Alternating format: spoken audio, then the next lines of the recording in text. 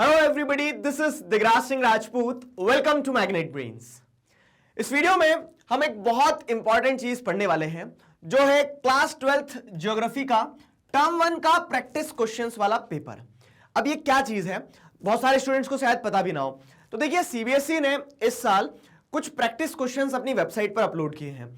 क्यों अपलोड किए हैं? क्योंकि आप जैसे समझ रहे हैं कि पैटर्न बदल गया एग्जाम का, आपका एमसीक्यू पैटर्न में एग्जाम आने वाला है। तो उस चीज को ध्यान में रखते हुए कुछ क्वेश्चंस दिए जो प्रैक्टिस के लिए हैं।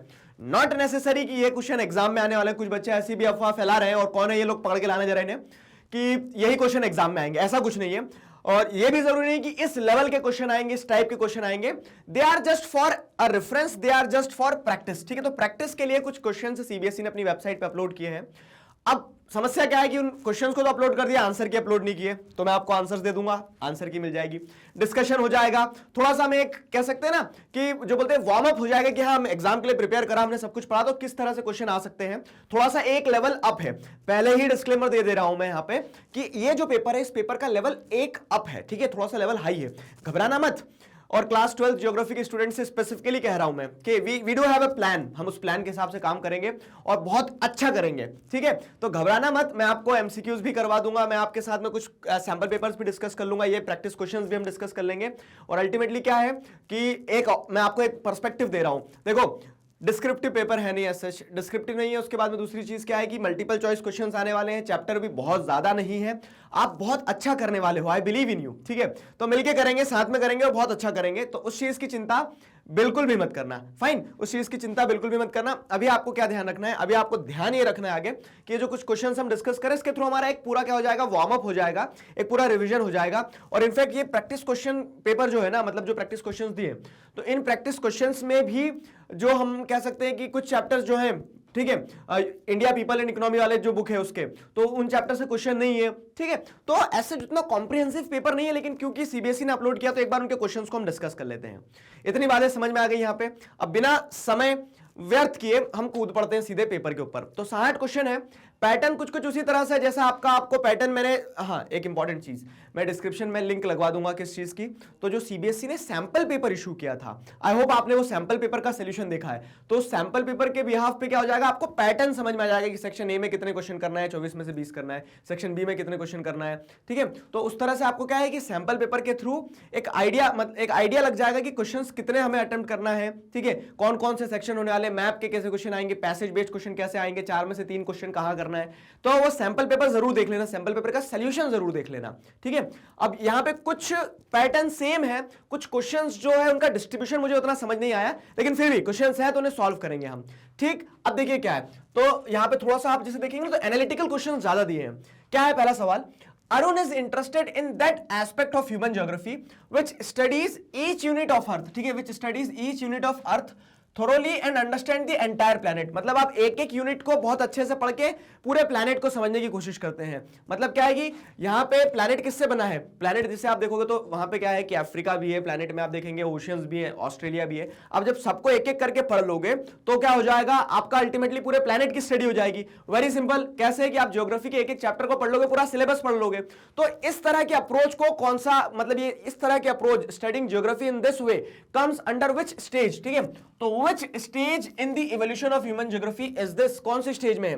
Regional analysis, areal differentiation, exploration and description, post modernism in geography. तो यहां पे राइट आंसर क्या होगा, रीजनल एनालिसिस। ठीक है, रीजनल एनालिसिस होगा। अब जब आप एरिया स्पेसिफिक ही पढ़ रहे हो तो एरियल हो जाएगा। ठीक है, एक्सप्लोरेशन एंड डिस्क्रिप्शन तो क्या है, अर्ली पीरियड में आ जाता है, जहां पे आप एक्सप्लोर ही कर रहे हो कि अर्थ में क्या क्या है।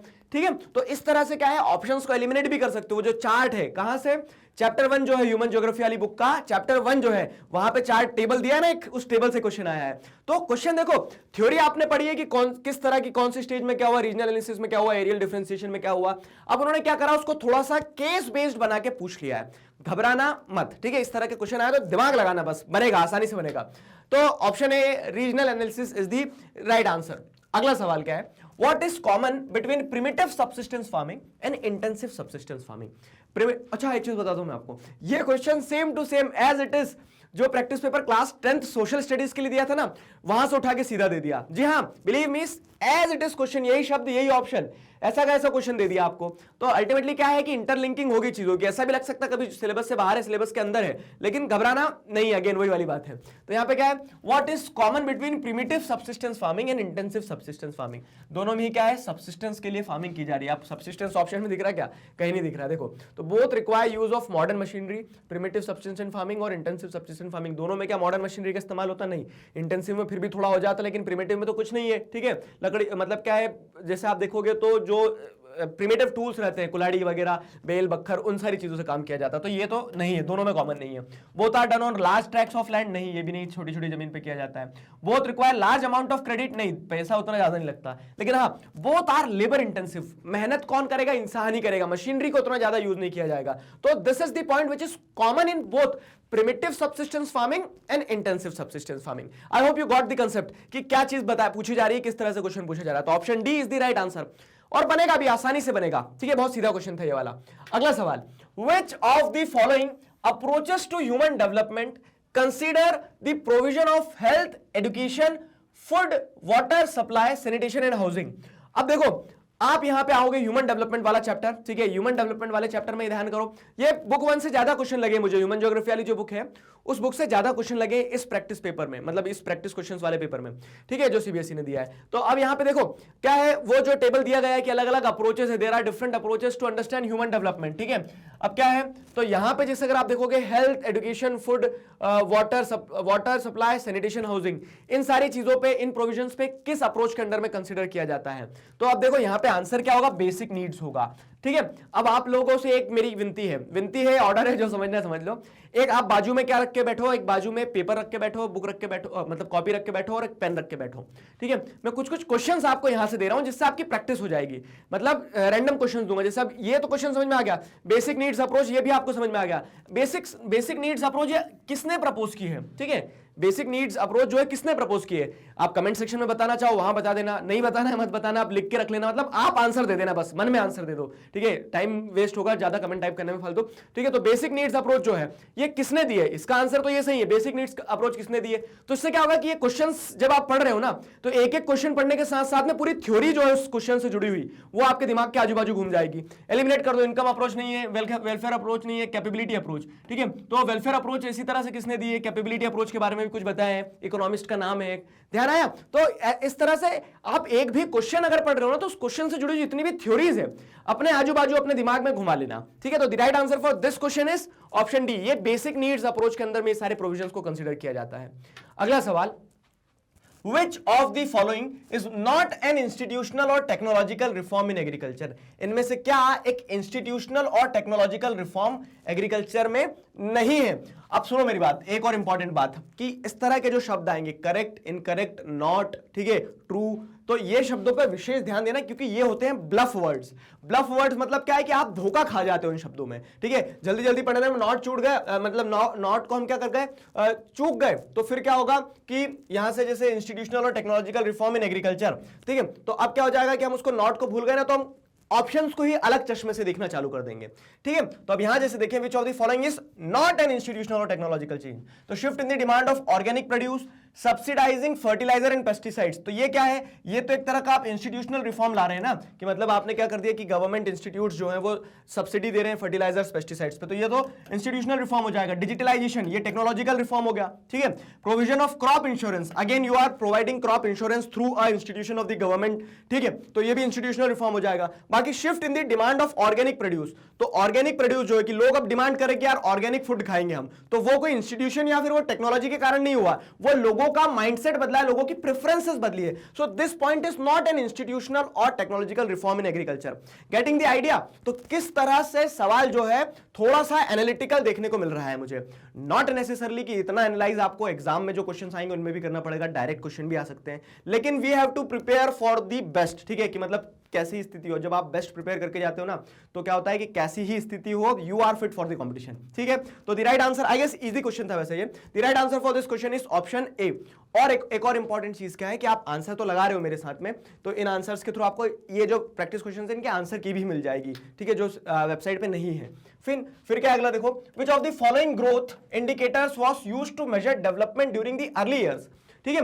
अब देखो क्या है यहां पे ह्यूमन डेवलपमेंट वाली अगर हम बात करें तो डेवलपमेंट को जैसे अगर आप समझेंगे तो चैप्टर स्टार्ट होता है तो स्टार्टिंग की ही कुछ लाइन में आपको देखने को मिल जाएगा कि अर्ली ईयर्स में हम क्या देखते थे। अर्ली ईयर्स में मतलब इनिशियली जैसे अगर आप देखेंगे तो What was the criteria to measure development? मतलब जिसकी जितनी इकोनॉमिक ग्रोथ उतना डेवलप्ड हुआ है। अमेरिका के पास बहुत पैसा तो अमेरिका बहुत ज्यादा डेवलप्ड पहले शुरुआती समय में, ठीक है। तो अब जैसे देखेंगे तो इनिशियली क्या था, what was the measure to use development in early years, तो यहां पे इकोनॉमिक ग्रोथ को मेजर रखा जाता था, ठीक है। तो economic growth was is the right answer, ठीक है। Economic growth is the right answer, तो option C is the right answer for this question. State question था।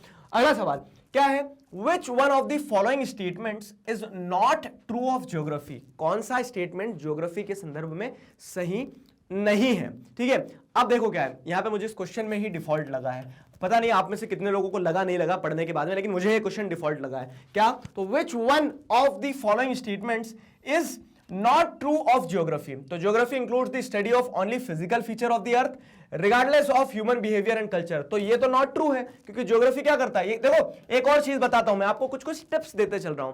मैंने क्लास 9 10 जिन लोगों के साथ में मतलब जिनका एग्जाम हो गया उनके साथ में बहुत प्रैक्टिस कर ली है और मैं उम्मीद करूंगा कि अब आपके साथ भी ये प्रैक्टिस करूंगा तो आपके भी दिमाग में वो चीज बैठ जाएगी। जब ऐसे स्टेटमेंट्स में ओनली, ठीक है, ऑलवेज ऐसे शब्द आते हैं ना तो उसको थोड़ा सा क्वेश्चन मार्क के साथ सोचा करो। कैसे क्वेश्चन मार्क के साथ सोचा करो, मतलब उसको क्रिटिकली देखा करो उस स्टेटमेंट को कि geography includes the study of only physical features. कभी कभी सही भी होता है कि जिसमें कुछ केसेस ऐसे रहते हैं कि हाँ जहां पे ओनली ही आना है, फाइन, जैसे Asia is the only largest continent, इस तरह से अगर आता है तो वो क्या है कि हाँ वो हमें समझ में आ रहा है कि वो वही है तो वहां तो ओनली चलेगा। लेकिन कभी कभी स्टेटमेंट को जनरलाइज करने के लिए ओनली, ऑलवेज इस तरह के वर्ड आते हैं तो वहां थोड़ा सा क्रिटिकल बैंड रखा करो माइंड का, स्टेटमेंट को फिर पढ़ा करो। देखो तो geography includes the study of only physical features of the earth regardless of human behaviour and culture. नहीं, ह्यूमन ज्योग्राफी हम 12th में इसलिए पढ़ रहे हैं कि ह्यूमन बीइंग्स और ज्योग्राफी एक इंटरैक्टिव स्टेट में है हमेशा के लिए, ठीक है। तो ये स्टेटमेंट क्या है, नॉट ट्रू हो गया, बस तो मिल गया कि अपने को ये स्टेटमेंट हमारा राइट आंसर यही है क्या, नहीं ऐसा नहीं है, राइट आंसर ये हो सकता है, लेकिन जब तक चारों ऑप्शन नहीं पढ़ो ना, कसम है तुम्हें ओएमआर शीट में आंसर मत भर देना, ठीक है। तो चारों स्टेटमेंट्स पढ़ो, तो ये वाला तो सही है क्वेश्चन के हिसाब से, लेकिन अभी और पढ़ो। तो events that take place in outer space can not be studied, क्यों नहीं पढ़ सकते आउटर स्पेस में, जैसे नेबुलर हाइपोथेसिस वगैरह ये सब 11th में पढ़ के आए हो, वो भी पढ़ा जा सकता है, ठीक है। और यहाँ पे ज्योग्राफी उन्होंने कहीं ऐसा तो लिखा ही नहीं है कि सिर्फ ह्यूमन ज्योग्राफी का पूछ रहे हैं, तो ज्योग्राफी इन जनरल क्या है कि जो इवेंट्स आउटर स्पेस में हो रहे हैं उन्हें भी पढ़ा जा सकता है, तो this is also not true, ये भी नॉट ट्रू है, ये भी स्टेटमेंट की डिमांड के हिसाब से आ गया। Geography is relevant only in place that are technologically undeveloped, नहीं, जो टेक्नोलॉजिकली डेवलप्ड स्पेसेस है वहां पे भी हम क्या पढ़ते हैं, वहां पे भी हम ज्योग्राफी को पढ़ते हैं, वहां पे भी ज्योग्राफी रिलेवेंट है, ठीक है, पॉसिबिलिज्म वाली। तो इस तरह से जैसे देखोगे तो ये स्टेटमेंट भी नॉट ट्रू है, fine. Geography only includes the theory of environmental determinism, नहीं, एनवायरमेंटल डिटरमिनिज्म है, ठीक है, फिर क्या है, पॉसिबिलिज्म है, तो मल्टीपल थ्योरीज है, तो ये स्टेटमेंट भी नॉट ट्रू है। तो उस हिसाब से देखा जाए तो क्या है, एक क्वेश्चन में ही डिफेक्ट है, क्वेश्चन में ही डिफेक्ट है। आ गया समझ में? तो ये क्वेश्चन गलत था, बाकी आप समझ गए होंगे क्वेश्चन क्यों गलत है, मैंने समझा दिया अच्छे से आपको। अगला सवाल देखिए क्या है, अगला सवाल ये रहा, a famous international clothing brand has set up production operation in small town in India, सही बात है। It so happens that 80% of its workers are women who are skilled tailors but paid very low wages. मतलब एक international brand है, ठीक है, उसने क्या किया, अपना प्रोडक्शन यूनिट लगा लिया, 80% महिलाओं को काम दे रहा है वो, लेकिन वो महिलाओं को काम इसलिए दे रहा है क्योंकि महिलाएं स्किल्ड टेलर्स हैं, लेकिन कम पैसे में भी वो काम कर रही हैं, लो वेजेस पे काम कर रही हैं। ये स्टेटमेंट हो गया आपका, ये क्वेश्चन नहीं है, ये स्टेटमेंट है बस। तो इसी तरह से कह सकते हैं स्टेटमेंट बेस्ड क्वेश्चन आ सकते हैं, पैसेज बेस्ड क्वेश्चन आ सकते हैं, तो उन्हें एनालाइज करना। क्वेश्चन यहां है, देखो क्या है, what is the most likely reason for the company to set up production in this Indian town, ठीक है। तो इस कंपनी ने यहां पे अपना प्रोडक्शन टाउन क्यों लगाया होगा, देखो ऑप्शंस क्या है, satisfying the demand of its increasing consumer base in India, ठीक है, मतलब डिमांड सेटिस्फाई करने के लिए नहीं, वो तो पैसा कमाने के लिए लगाया, तो ये तो नहीं होगा। Development of the town in which the production facility is set up, town के डेवलपमेंट से कुछ लेना देना नहीं है। Increasing profits by bringing down the cost of production through cheap labours, जी हाँ, तो यहां पे उसे सस्ता क्या मिल जा रहा है, लेबर मिल जा रहा है, सस्ता लेबर मिलेगा मतलब उसका प्रॉफिट क्या है, बढ़ जाएगा। तो increasing profits by bringing down the cost of production through cheap labours, तो ऑप्शन सी सही हो सकता है, कब तक, जब तक आप डी नहीं पढ़ोगे। तो डी भी पढ़ो पहले। Promoting women empowerment by providing employment opportunities to women, तो ये उसका दिखाने का फेस तो ऐसा ही रहेगा कि हाँ हम क्या कर रहे हैं, विमेन एम्पावरमेंट प्रमोट कर रहे हैं, लेकिन what is the most likely reason for company का मोस्ट लाइकली रीजन सी ही रहने वाला है। ठीक है, तो option C is the right answer for this question. आया समझ में क्या है? तो इस तरह से थोड़ा एनालाइज करने को आएगा, बनेगा ना, बनेगा। Option C is the right answer. अगला सवाल, हाँ जी, इस सवाल में भी थोड़ी सी मुझे कुछ गड़बड़ लगी है, लेकिन देखते हैं सवाल को क्या है। Which of the following examples describes environmental determinism? जैसे आप लोगों ने देखा होगा कि सीबीएसई ने जो सैंपल पेपर इशू किया था पॉलिटिकल साइंस का, जिन लोगों का पॉलिटिकल साइंस है, उसमें कितनी गलतियां थी। तो कभी कभी क्या है, ह्यूमैनिटीज वाले बच्चों को ऐसा छोड़ दिया जाता साइड में, घबराना मत, मैं हूं आप लोगों के साथ। ठीक है, तो क्या है कि यहाँ पे जिससे अगर आप देखोगे तो इस क्वेश्चन में थोड़ा सा गड़बड़ है ऑप्शंस के साथ में। Which of the following examples describe environmental determinism? Environmental determinism मतलब क्या है कि हमें मदर अर्थ वाली फीलिंग के साथ में जीना पड़ेगा कि नेचर जो है, नेचर से ऊपर हम नहीं जा सकते, we have to adapt ourselves according to the nature. This is the theory of environmental determinism. पढ़ा है ना चैप्टर 1 में, तो एनवायरमेंटल डिटरमिनिज्म वाली बात है यहाँ पे।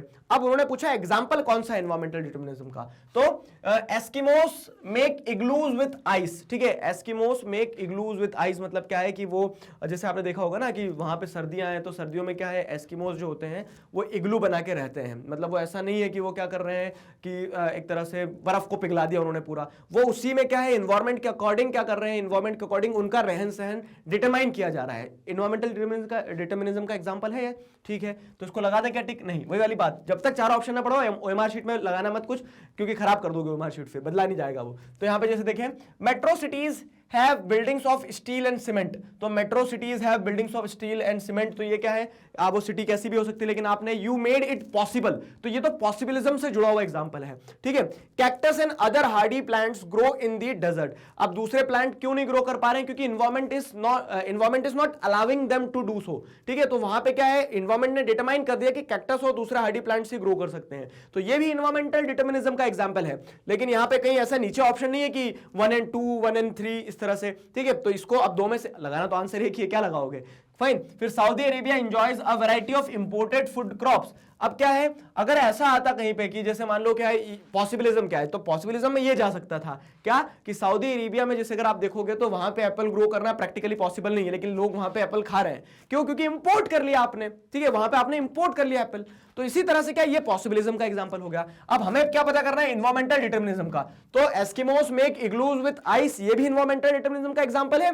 और cactus and other hardy plants grow in the desert, environment is determining कि वहां पे डेजर्ट में क्या ग्रो होगा, ये भी एनवायरमेंटल डिटरमिनिज्म का एग्जांपल है। तो अब आपको ऑप्शन एक ही लगाना है, समस्या ये है ओएमआर शीट में एक ही फिल करके आना है। तो ऐसे क्वेश्चंस में क्या होता है, यूजुअली आंसर की जब बनती है तो वो ए और सी दोनों, जिसमें से जिसने जो भी लगाया उसको सही दे देते हैं, इस तरह की सिचुएशन जब बनती है तो। बाकी यहाँ पे ए और सी दोनों ही करेक्ट है। ठीक है, तो there is the mistake in this question. समझ में आया? तो option A and C both are correct, दोनों ही एग्जांपल्स हैं एनवायरमेंटल डिटरमिनिज्म के। फाइन। अब आप सोच रहे होंगे कि सर आप तो एक बताओ, एक क्या लगा क्या है, तो आपको जो लगाना, मैंने बताया ना कि आंसर की जब दी जाती है इस केसेस में, तो इन केसेस में क्या कर दिया जाता है कि बच्चे ने अगर ए लगाया तो भी नंबर मिल जाता है, सी लगाया तो भी नंबर मिल जाता है। अब बोलो सर बी लगा के आ जाएंगे तो काट लेंगे पक्का। ठीक है, तो काट लेंगे। अगला सवाल, the life expectancy of females in Finland is high, based on this information which of these statements is definitely true. ठीक है, क्या पूछा है, which of these statement is definitely true.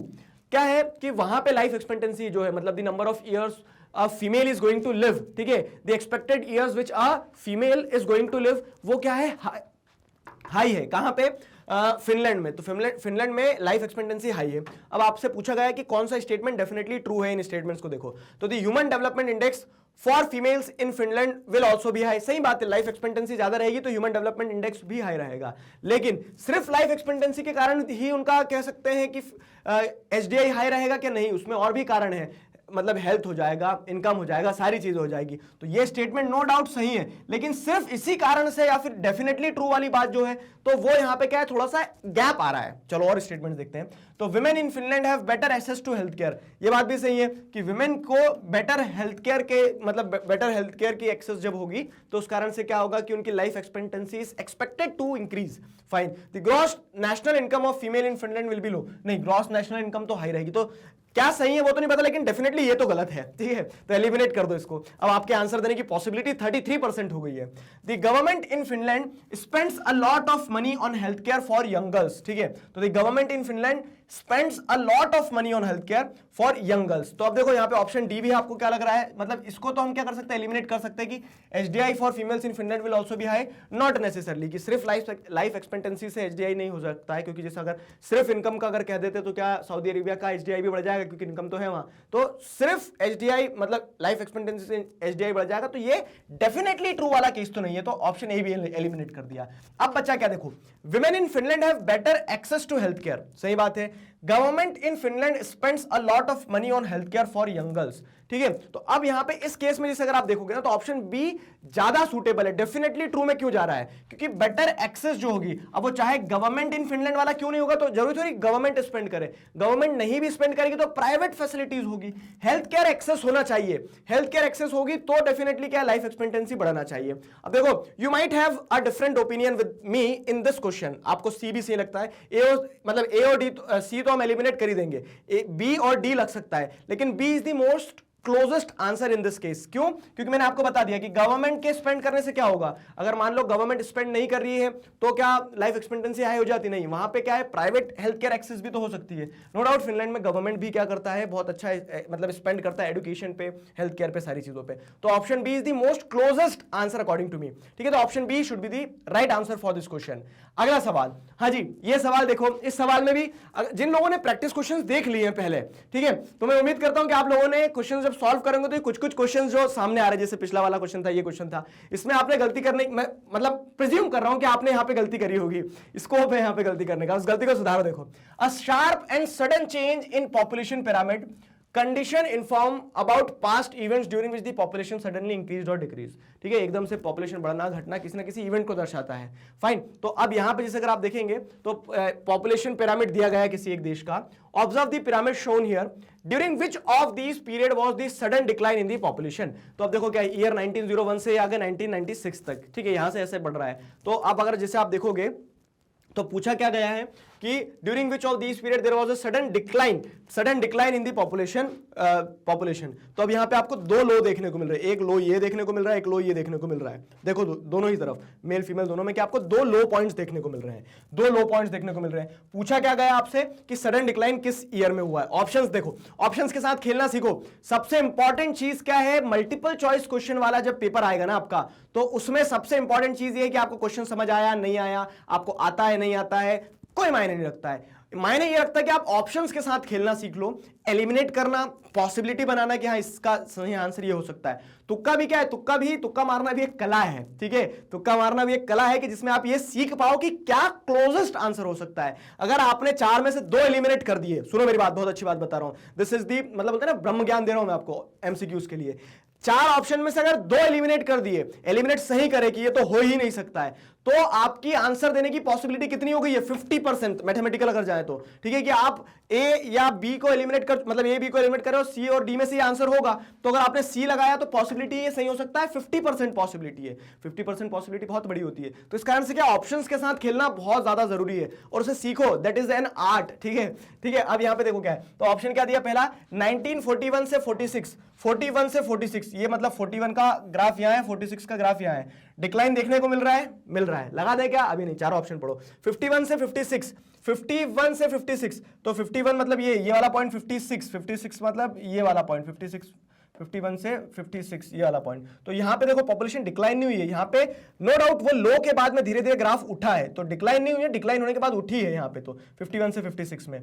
फिर क्या है, फिर ऑप्शन है 61 टू 66, तो ये 61 से 66, यहां देखोगे तो यहां फिर वो पॉपुलेशन बड़ी है, ये ठीक है, यहां पॉपुलेशन बड़ी है, डिक्लाइन के बाद में उठी है पॉपुलेशन यहां। फिर क्या है 81 टू 86, अब 81, ये 81 टू 86, आप बोलोगे सर पॉपुलेशन यहां भी लो है, लेकिन पूछा क्या गया है, डिक्लाइन, सडन डिक्लाइन, तो ये तो डिक्लाइन तो यहां से हुआ था, ये डिक्लाइन होने के बाद तो डिक्लाइन फेज में जो बढ़ रही है पॉपुलेशन या फिर डिक्लाइन फेज में सस्टेन कर गई, ये वो वाला पॉइंट है, तो ये ऑप्शन भी नहीं होगा। तो यहां पे आप जैसे देखोगे तो 41 टू 46 वाला जो ऑप्शन है ना, कि ये 41 में पॉपुलेशन बढ़ी थी और 46 में क्या हो गया पॉपुलेशन, ये सडन डिक्लाइन देखने को मिला, आपको देख रहे हो ना यहाँ पे धड़ से गिरी पॉपुलेशन।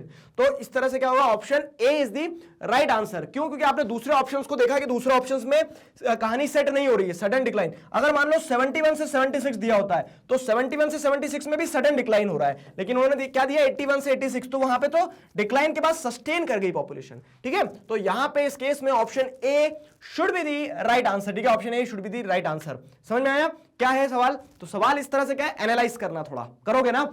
चलो अगला सवाल देखो क्या है, which of the following is included under demography, demography के अंडर में क्या इंक्लूड किया जाता है, ठीक है। Which of the following is included under demography, मतलब एबीसीडी नहीं है, पीक्यूआरएस है। तो पी में क्या दिया, the study of population density, the mortality rate, the study of landforms in country, the fertility rate. Demography क्या है, डेमोग्राफी को जैसे अगर आप समझोगे तो दी study of population is demography. Population की स्टडी में जैसे आप देखेंगे तो क्या है, पॉपुलेशन की स्टडी में आपको पता है कि पॉपुलेशन डेंसिटी होता है, मॉर्टेलिटी रेट होता है, फर्टिलिटी रेट होता है, सारी चीजें एक इंपॉर्टेंट रोल प्ले करती है। तो पीक्यूएस का ऑप्शन दिया क्या कहीं, पीक्यूएस दिया है ऑप्शन सी में, तो option C should be the right answer for this question, ठीक है। पीक्यूएस मतलब option C is the right answer. अगला सवाल देखिए, based on your knowledge of the history of the world, which of the following graphs correctly show how the human population of world has change over last 300 years, ठीक है। तो आपकी book में graph दिया भी है, पिछले 300 साल में ह्यूमन पॉपुलेशन किस तरह से चेंज करी है। सर बहुत भयंकर तरीके से विस्फोट करी है, वो बात तो सही है, लेकिन अगर आप ग्राफ पे उसे रिप्रेजेंट करोगे तो ये तो क्या है कि पॉपुलेशन बढ़ के सस्टेन हो गई क्या, नहीं ये नहीं है। पिछले 300 साल का रिकॉर्ड पूछा गया है, तो पॉपुलेशन ऐसे क्या झूला बना रही है, नहीं। पॉपुलेशन ऐसे क्या एकदम यूनिफॉर्म वे में बढ़ी है, नहीं ये भी नहीं है, ठीक है। तो डबलिंग ऑफ पॉपुलेशन जो है ना, तो बहुत तेजी से हुआ है। तो बहुत तेजी से जब कुछ ग्रो करता है ना, तो उसे ऐसा जे कर्व बोलते हैं, जे कर्व। काश स्टॉक मार्केट में भी ऐसा देखने को मिल जाए हमें, ठीक है। तो जे कर्व की जो बात है वो दर्शाता है कि पॉपुलेशन पिछले 300 सालों में किस तरह से एक्सप्लोड हुई है, ठीक है। तो यहां पे option A should be the right answer for this question. समझ में आया ना? तो इस तरह से ग्राफ बेस्ड क्वेश्चन आ गए, मतलब क्वेश्चन कैसा भी आ जाए, अगर आपने ईमानदारी से दिल लगा के पढ़ा है तो आप बिल्कुल क्वेश्चन गलत करके नहीं आओगे, मुझे आप पे विश्वास है पूरा पूरा, ठीक है। तो option A is the right answer. अगला सवाल क्या है, which of these occupations are required occupations require a high degree of educational specialization, मतलब आप अलग अलग ऑक्यूपेशन होते हैं, जैसे हम देखेंगे प्राइमरी सेकेंडरी टर्शियरी अलग अलग ऑक्यूपेशन है। अब आप यहां पे एक चीज समझना कि सिलेबस स्पेसिफिक नहीं रखा है उन्होंने क्वेश्चंस को, थोड़ा सा क्वेश्चंस क्या है इंटरकनेक्ट करते हुए आए हैं। तो वहां पे फिर वही वाली बात है कि ये मत सोचना कि क्वेश्चन सर हमने तो पढ़ा ही नहीं है ये तो हाथ खड़े कर देंगे, नहीं कर रहे, सिलेबस से बाहर आया, क्या करोगे, नंबर आपका ही कटना है। तो सबसे पहली रिक्वायरमेंट जो होती है ना किसी भी क्वेश्चन को सॉल्व करने की, कि बी कॉन्फिडेंट, बी बोल्ड, उस क्वेश्चन को फेस तो करो, जो होगा आगे देखा जाएगा। क्वेश्चन पढ़ा, समझ में आया कि these occupation require high degree of education, तो अब इतना तो दिमाग लगा सकते हो ना कि एक clerk making travel arrangements for the company, तो वो क्या है करते करते आप सीख सकते हो, उसके लिए बहुत ज्यादा स्पेशलाइजेशन की जरूरत नहीं है। तो ऑप्शन ए नहीं होगा। A person driving a mechanized harvester, harvester में क्या है पंजाबी गाना लगा के हम सीख सकते हैं चलाना, ठीक है। उसके लिए हाई मतलब वही है, एजुकेशनल स्पेशलाइजेशन की उतनी ज्यादा जरूरत नहीं है कि आपको 3 साल की डिग्री लेना पड़ेगी तब हार्वेस्टर चलाना सीखोगे आप, ठीक है। तो वो आप ऐसे भी बिना एजुकेशनल स्पेशलाइजेशन के सीख सकते हो, और कोई भी जॉब छोटा या बड़ा नहीं होता है, लेट मी क्लियर दिस, ठीक है। फिर अगली चीज क्या है, a person counting votes in elections, हाँ जी, इसमें तो कोई मतलब आपको गिनती आना चाहिए 1 से 100 तक, फिर क्या है आप सब कर सकते हो, वोट काउंट करना is not N big issue, ठीक है। और आजकल तो क्या है ईवीएम वगैरह है तो काउंटिंग की भी जरूरत नहीं है ऐसे, ठीक है। तो यहाँ पे person counting vote in elections, ये भी स्पेशलाइजेशन की जरूरत नहीं होगी। लेकिन अब पर्सन परफॉर्मिंग न्यूरो सर्जरी, अब किसी को भी अस्त्र शस्त्र पकड़ा दोगे और बोल दोगे न्यूरो सर्जरी कर दो, तो हर कोई नहीं कर सकता है वो, ठीक है। उसके लिए एक प्रॉपर स्पेशलाइजेशन चाहिए रहेगा। तो ये तो सेल्फ एक्सप्लेनेटरी है स्टेटमेंट। तो option D should be the right answer for this question. I hope आपको समझ में आया, तो option D is the right answer. अगला सवाल देखो क्या है, a person in a modern national economy receives technical training for a particular set of skills, ठीक है। What is the direct and immediate impact of such training, अगर किसी को आज बहुत अच्छी ट्रेनिंग दी जा रही है, ठीक है, एक मॉडर्न इकोनॉमी में, मॉडर्न नेशनल इकोनॉमी में किसी पर्सन को बहुत अच्छी ट्रेनिंग दी जा रही है, से फॉर एग्जांपल आप ही को ट्रेनिंग दी जा रही है, तो इमीडिएट और डायरेक्ट इंपैक्ट क्या होगा उस ट्रेनिंग का, it will enhance the productivity, ठीक है, enhance productivity, access to better nutrition, a lower income और पे फॉर देयर जॉब, तो ये तो होने नहीं चाहिए। प्रोडक्टिविटी बढ़ेगी तो पैसा कम नहीं मिलेगा, ज्यादा ही मिलेगा। अगला क्या है, the opportunity to migrate to another place, खुद सोचो यहां पे क्या हो सकता है, डेफिनेटली क्या होगा, आंसर ए ही होने वाला है। क्यों? क्योंकि दिखती बात है, इमीडिएटली क्या होगा, देखो बेटर न्यूट्रिशन मिलेगा, opportunity to migrate to other place, हम स्किल्स आ जाएगी तो दूसरे देश में चले जाएंगे, ऐसा थोड़ी ना कि डिग्री मिली और आपको दूसरे देश में पहुंचा देंगे। तो इमीडिएट जो होगा इंपैक्ट उस ट्रेनिंग का वो ये होगा कि आपकी प्रोडक्टिविटी एनहांस हो जाएगी। तो option A is the right answer for this question, ठीक है, option A is the right answer. अगला सवाल, which of the following is an example of human resource development? Human resource development का example क्या है, अच्छे से समझना। Human resource development, human development कैसा होगा कि you are investing in human beings, उनकी स्किल्स को, उनकी हेल्थ को, उनके एजुकेशनल लेवल को, इन सारी चीजों को इंप्रूव कर रहे हो। तो ह्यूमन रिसोर्स डेवलपमेंट का एग्जांपल क्या होगा? Educational loans, home loans, computer training workshop, cooking classes. देखो आप समझना, यहां पे पता कुछ बच्चे कंफ्यूज कर जाएंगे और सर कुकिंग क्लासेस से कैसा ह्यूमन डेवलपमेंट होगा? क्यों नहीं होगा? कुकिंग क्लासेस से आप एक बहुत अच्छे शेफ बन सकते हो, उसको सिर्फ घर तक क्यों सीमित रख रहे हो? ठीक है, बहुत अच्छे शेफ बन सकते हो, एक रेस्टोरेंट चला सकते हो, सब कुछ कर सकते हो। तो ये भी ह्यूमन डेवलपमेंट का पार्ट है। ठीक है, ह्यूमन डेवलपमेंट का पार्ट है। एजुकेशनल लोन, कोई अगर लोन लेके पढ़ाई कर रहा है तो पढ़ाई करके क्या करेगा? स्किल्स लाएगा ना, और स्किल्स से वो पैसा कमाएगा और उस लोन को रीपे कर देगा। ठीक है, तो उस तरह से क्या है कि एजुकेशनल लोन्स भी जो होगा सही आंसर होगा। Home loans, computer training workshops, अगर यहां देखोगे ना तो कंप्यूटर ट्रेनिंग वर्कशॉप्स अगेन आपके स्किल्स को शार्प कर रहे हो आप। होम लोन से एज सच ह्यूमन डेवलपमेंट नहीं हो रहा है। अगर होलिस्टिक पर्सपेक्टिव से देखोगे तो होलिस्टिक पर्सपेक्टिव से तो होम लोन से भी कहीं ना कहीं ह्यूमन डेवलपमेंट हुआ, उसको घर मिल गया, उसकी चिंताएं खत्म हो गई है। ठीक है, लेकिन क्या है, लेकिन ये जो तीन चीजें हैं, educational loan, computer training workshop, cooking classes, ये तो डायरेक्टली ह्यूमन डेवलपमेंट का काम कर रही है। ठीक है, तो ऑप्शन PRS कहीं दिख रहा है? ये रहा PRS, मतलब option C should be the right answer. Option C is the right answer for this question. अगला सवाल देखिए क्या है, Which of the following statements is correct about slash and burn agriculture? Slash and burn agriculture, ठीक है, तो जो आपने प्राइमरी एक्टिविटी पढ़ी है तो उसमें देखा आपने कि अलग अलग तरह से फार्मिंग की जाती है, हंटिंग, गैदरिंग, ठीक है, और प्रिमिटिव एग्रीकल्चर जो प्रैक्टिसेस थी तो उसमें स्लैश एंड बर्न आता है। मतलब आप क्या करते हैं, पेड़ों को काट देते हैं, वहां आग लगा देते हैं, आग लगाने के बाद में उसी राख में क्या करते हैं, खेती करते हैं। तो अब ये सवाल यहां पे है कि कौन सा स्टेटमेंट जो है इस करेक्ट। अब देखो मैं आपको भी बता रहा हूं, ब्लफ वर्ड्स का ध्यान रखना। इनकरेक्ट होता तो जल्दी जल्दी में करेक्ट पढ़ लेते हैं और गड़बड़ कर देते हैं, हमें करेक्ट पता करना है यहां पे। ठीक है, तो this is practised only in India, नहीं ऐसा नहीं है, अलग अलग देशों में प्रैक्टिस किया जाता है। तो ये क्या है, ये इनकरेक्ट है, इसको हटा दो। It is usually practised on the same piece of land, again this statement is not correct. क्यों? क्योंकि क्या होता है स्लैश एंड बर्न में, आज यहां पेड़ काटे, यहां खेती करेंगे 4-5 साल, जब फर्टिलिटी कम होते दिखेगी, चलो भाई दूसरे खेत पे, मतलब दूसरे पैच ऑफ लैंड पे वहां पेड़ काटेंगे, वहां स्लैश, वहां बर्न, एंड वहां प्रैक्टिस करेंगे फिर फार्मिंग की। ठीक है, तो ये स्टेटमेंट भी गलत है। This practice involves no use of chemical fertilizers. हाँ जी, केमिकल फर्टिलाइजर वगैरह का कोई खेल नहीं होता, लेकिन डीबी पढ़ो। Crops produced by this practice are usually exported, नहीं इतना प्रोड्यूस कर लेंगे खुद खा ले वही काफी होता है। तो option C should be the right answer. आई समझ सी क्यों होना चाहिए, तो C is the right answer, क्योंकि कोई केमिकल वगैरह का इस्तेमाल किया ही नहीं जाता है। वहां पे तो जमीन है, जमीन में जो देना चाहेगी जमीन अपने इच्छा अनुसार वो एक्सेप्ट कर लिया जाता है। सब्सिस्टेंस के लिए स्लैश एंड बर्न को प्रैक्टिस किया जाता है। I hope you are getting the theory which we have studied in the chapter. मैं उम्मीद करता हूं कि आप लोगों ने चैप्टर पूरा पढ़ा है। देखो there is no substitute to the hard work, hard work को कोई सब्स्टिट्यूट नहीं है। स्मार्टली काम कर सकते हो आप, तो वहीं से ओरिजिनेट होता है स्मार्ट वर्क। लेकिन आपने अगर एक एक लाइन पढ़ी है बुक की, अगर आपने क्या करा है सारे वीडियोस देखे हैं, तो मैं समझ सकता हूं अभी आप मुस्कुरा रहे हो। ठीक है, तो there is no substitute to the hard work. आपने अगर बुक अच्छे से पढ़ी तो आपको सारी थ्योरी ध्यान आ रही होगी कि कोई केमिकल फर्टिलाइजर्स का इस्तेमाल नहीं किया जाता है। Option C is the right answer for this question. अगला सवाल देखो क्या है। अगला सवाल, Raman is a small farmer, Which of the following is applicable to him? Raman एक छोटा किसान है, अब कौन सी चीज उस पर एप्लीकेबल है? चारों स्टेटमेंट्स देखो। अब आप बुक में ढूंढोगे कहां है रमन, तो नहीं मिलेगा, लेकिन ये एनालाइज करने वाली चीज है। Uses modern inputs and practices a highly mechanized form of farming, नहीं स्मॉल फार्मर उसके पास इतना पैसा नहीं है कि highly mechanized form of farming कर लेगा। ठीक है, स्मॉल फार्मर है तो रिलेटिवली उसके पास जमीन भी कम होगी, 2 हेक्टेयर से कमी होगी। ठीक है, तो इस कारण से क्या है कि वो रमन जो है, तो रमन क्या कर रहा है, अभी देखते हैं आगे। Gets huge capital by selling surplus crop, नहीं ज्यादा प्रोड्यूस भी नहीं होगा तो ऐसा कि लखपति बन के बैठा है, बहुत ज्यादा पैसा भी नहीं मिलेगा।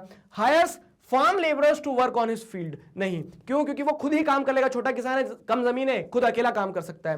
प्रोड्यूसेस मेनली फॉर सब्सिस्टेंस, जी हाँ, तो वो जो प्रोड्यूस करेगा उससे ऐसा भी नहीं कि वो करोड़ों रुपए छाप रहा है, वो अपने सब्सिस्टेंस के लिए प्रोड्यूस करता है कि इतना प्रोड्यूस कर ले कि वो खा ले पी ले, अपने परिवार का पालन पोषण कर ले। ठीक है, तो option D is the right answer for this question. आया ना समझ में, सीधा क्वेश्चन है ये।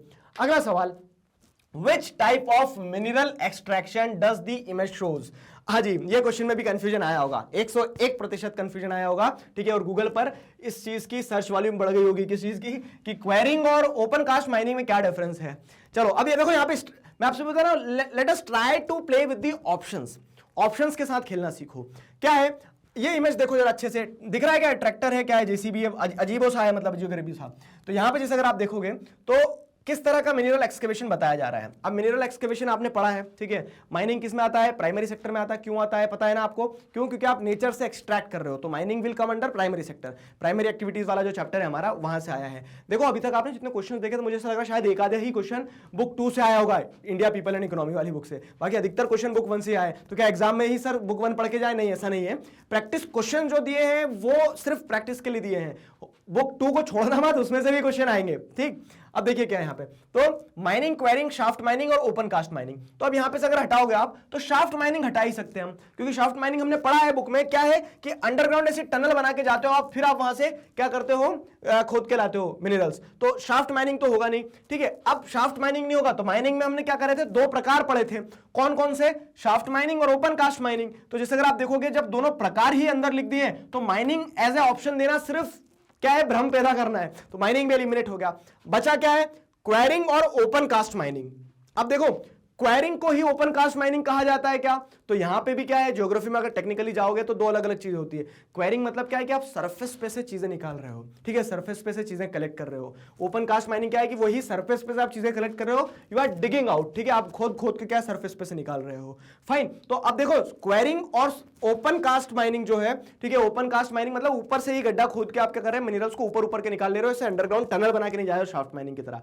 हमने शाफ्ट माइनिंग और ओपन कास्ट माइनिंग पढ़ा है सिलेबस में, ठीक है। तो यहां पे जैसे अगर आप देखोगे क्वेरिंग भी क्या है, एक तरह का ओपन कास्ट माइनिंग ही होता है जिसमें आप ऊपर से कलेक्ट कर रहे हो। तो मोस्ट ऑफ द टाइम ये वर्ड्स सिनोनिम्स की तरह यूज कर लिए जाते हैं, लेकिन टू बी मोर स्पेसिफिक आपको आंसर एक ही लगाना है, तो ओपन कास्ट माइनिंग लगा सकते हो आप, ठीक है, ओपन कास्ट माइनिंग लगा सकते हो। मैंने क्वेरिंग पे टिक क्यों लगाया, क्योंकि क्वेरिंग भी इस तरह से जब आप सरफेस के ऊपर से ही क्या करते हो, मिनरल्स को एक्सट्रैक्ट कर लेते हो ना, तो वो क्वेरिंग का पार्ट हो जाता है, क्वेरिंग। और माइनिंग वर्ड स्पेसिफिकली यूज किया जाता है शाफ्ट माइनिंग को दर्शाने के लिए, ठीक है। तो अगर ओएमआर शीट में लगाने को आएगा तो क्या लगा के आओगे पता है ना, आप लगा के आएंगे ओपन कास्ट माइनिंग, क्योंकि हमारे सिलेबस में हमने ओपन कास्ट माइनिंग पढ़ा है, ठीक है। तो ये इमेज जो है ओपन कास्ट माइनिंग को दर्शा रही है, फाइन। बाकी क्वेरिंग जो है तो क्वेरिंग भी आप इसे कह सकते हो, समझ में आ गया। Quarrying, open cast mining, shaft mining क्या है, ये सारी चीजें हमने डिस्कस करी और थ्योरीज में क्लियर हुआ। तो option D should be the right answer, B can also be the right answer for this question. बाकी अगर एग्जाम में आता है ऐसा फोटो तो हम क्या लगाएंगे, ओपन कास्ट माइनिंग, क्योंकि वो सिलेबस में भी पढ़ा है हमने, ठीक है, क्योंकि ऑप्शन एक ही लगा के आना, ओएमआर शीट में ऐसे 2 मत फिल करके आ जाना।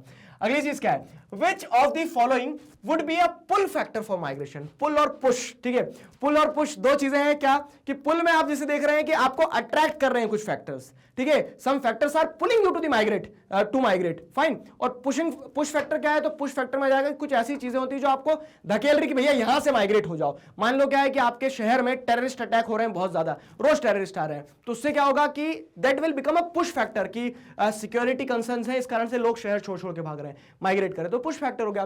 पुल फैक्टर में क्या है कि कुछ आपको अट्रैक्ट कर रहा है, जैसे गांव से एक बच्चा क्या होता है, शहर की ओर आ जाता है माइग्रेट करके, क्यों आता है, क्योंकि उसे पता है शहर में उसे बेसिक एमिनिटीज मिल जाएगी, एजुकेशन मिल जाएगा, एक अच्छा स्टैंडर्ड ऑफ लिविंग मिल जाएगा, तो these are the pull factors, ठीक है। अब देखो क्या, ओवर पॉपुलेशन पुश फैक्टर होगा, समझ में आ गया, बहुत ज्यादा भीड़ लग गई तो बोला कि यहां से निकलो सांस तभी मिलेगी, तो ओवर पॉपुलेशन तो पुश फैक्टर हो गया। बेसिक एमिनिटीज पुल फैक्टर हो सकता है, देखेंगे कि B should be the right answer और नॉट, ठीक है। नेचुरल डिजास्टर अगेन क्या है कि वहां पे बहुत ज्यादा अर्थक्वेक आ रहा है, हमने बोला भागो नहीं तो दब जाएंगे किसी दिन, ये पुश फैक्टर हो गया। पॉलिटिकल इंस्टेबिलिटी भी क्या हो जाएगा, पुश फैक्टर हो जाएगा। हमें क्या देखना है, पुल फैक्टर, तो basic amenities is the right answer, समझ में आया, basic amenities is the right answer. अगला सवाल देखिए क्या है, which of the following would lead to urbanization।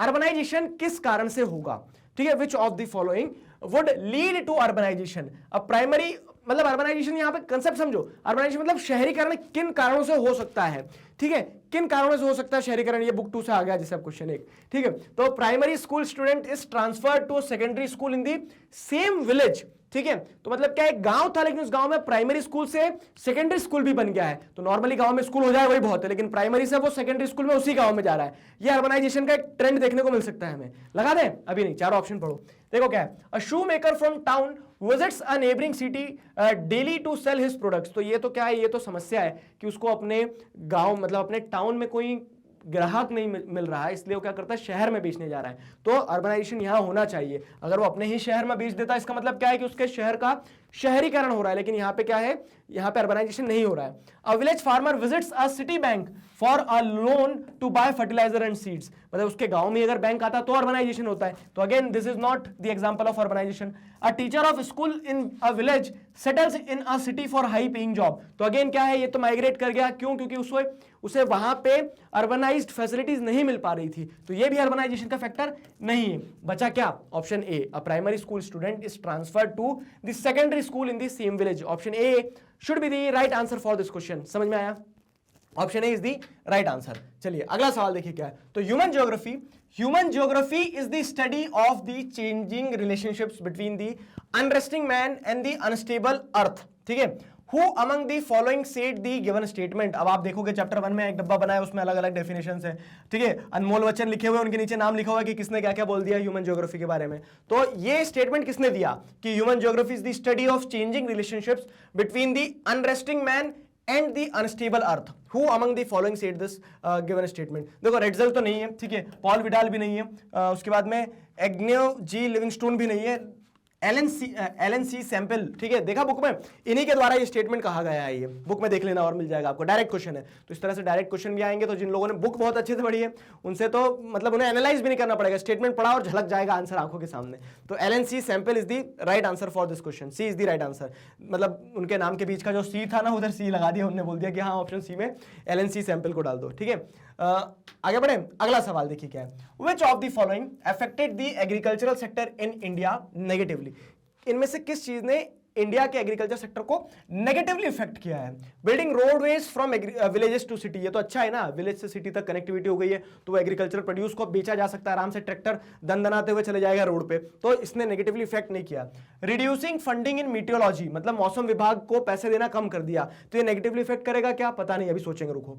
Reduce funding in industries में फंडिंग रिड्यूस कर दोगे तो उससे तो एग्रीकल्चर सेक्टर को ऐसा है थोड़ा कि हाँ हमारे पास पैसा आ जाएगा, ठीक है, तो ये नहीं होना चाहिए, मतलब इनडायरेक्टली इंपैक्ट कर सकता है, लेकिन ये इस क्वेश्चन का आंसर नहीं होगा। क्यों, अभी बताता हूं। और सब्सिडाइजिंग फर्टिलाइजर्स, तो फर्टिलाइजर्स को सब्सिडी, फर्टिलाइजर्स पे सब्सिडी दे दोगे तो इससे तो किसानों को फायदा होगा, तो ऑप्शन डी भी क्या है, नेगेटिवली नहीं तो पॉजिटिवली इफेक्ट करेगा, ठीक है। अब बचा क्या, रिड्यूसिंग फंडिंग इन मीटियोलॉजी। आप मीटियोलॉजिकल डिपार्टमेंट को पैसा नहीं दोगे तो मौसम विभाग जो होता है मीटियोलॉजिकल डिपार्टमेंट, वो क्या कर पाएगा, मतलब वो अच्छे से प्रिडिक्ट नहीं कर पाएगा, वो वेदर को प्रिडिक्ट नहीं कर पाएगा, वो न्यूज नहीं देगा, फार्मर्स को न्यूज नहीं मिलेगी, फार्मर्स गलत समय पे सीड्स को सो कर देंगे, हार्वेस्ट में लेट हो जाएंगे तो उन्हें नुकसान होगा, ठीक है। तो एग्रीकल्चर को नेगेटिवली इफेक्ट ये करता है कि आप अगर फंडिंग को मीटियोलॉजी में रिड्यूस कर देते हो, इंडस्ट्रीज की फंडिंग रिड्यूस करोगे तो नो डाउट लॉन्ग टर्म में होलिस्टिक पर्सपेक्टिव में इंपैक्ट पड़ सकता है, लेकिन the closest answer is option B.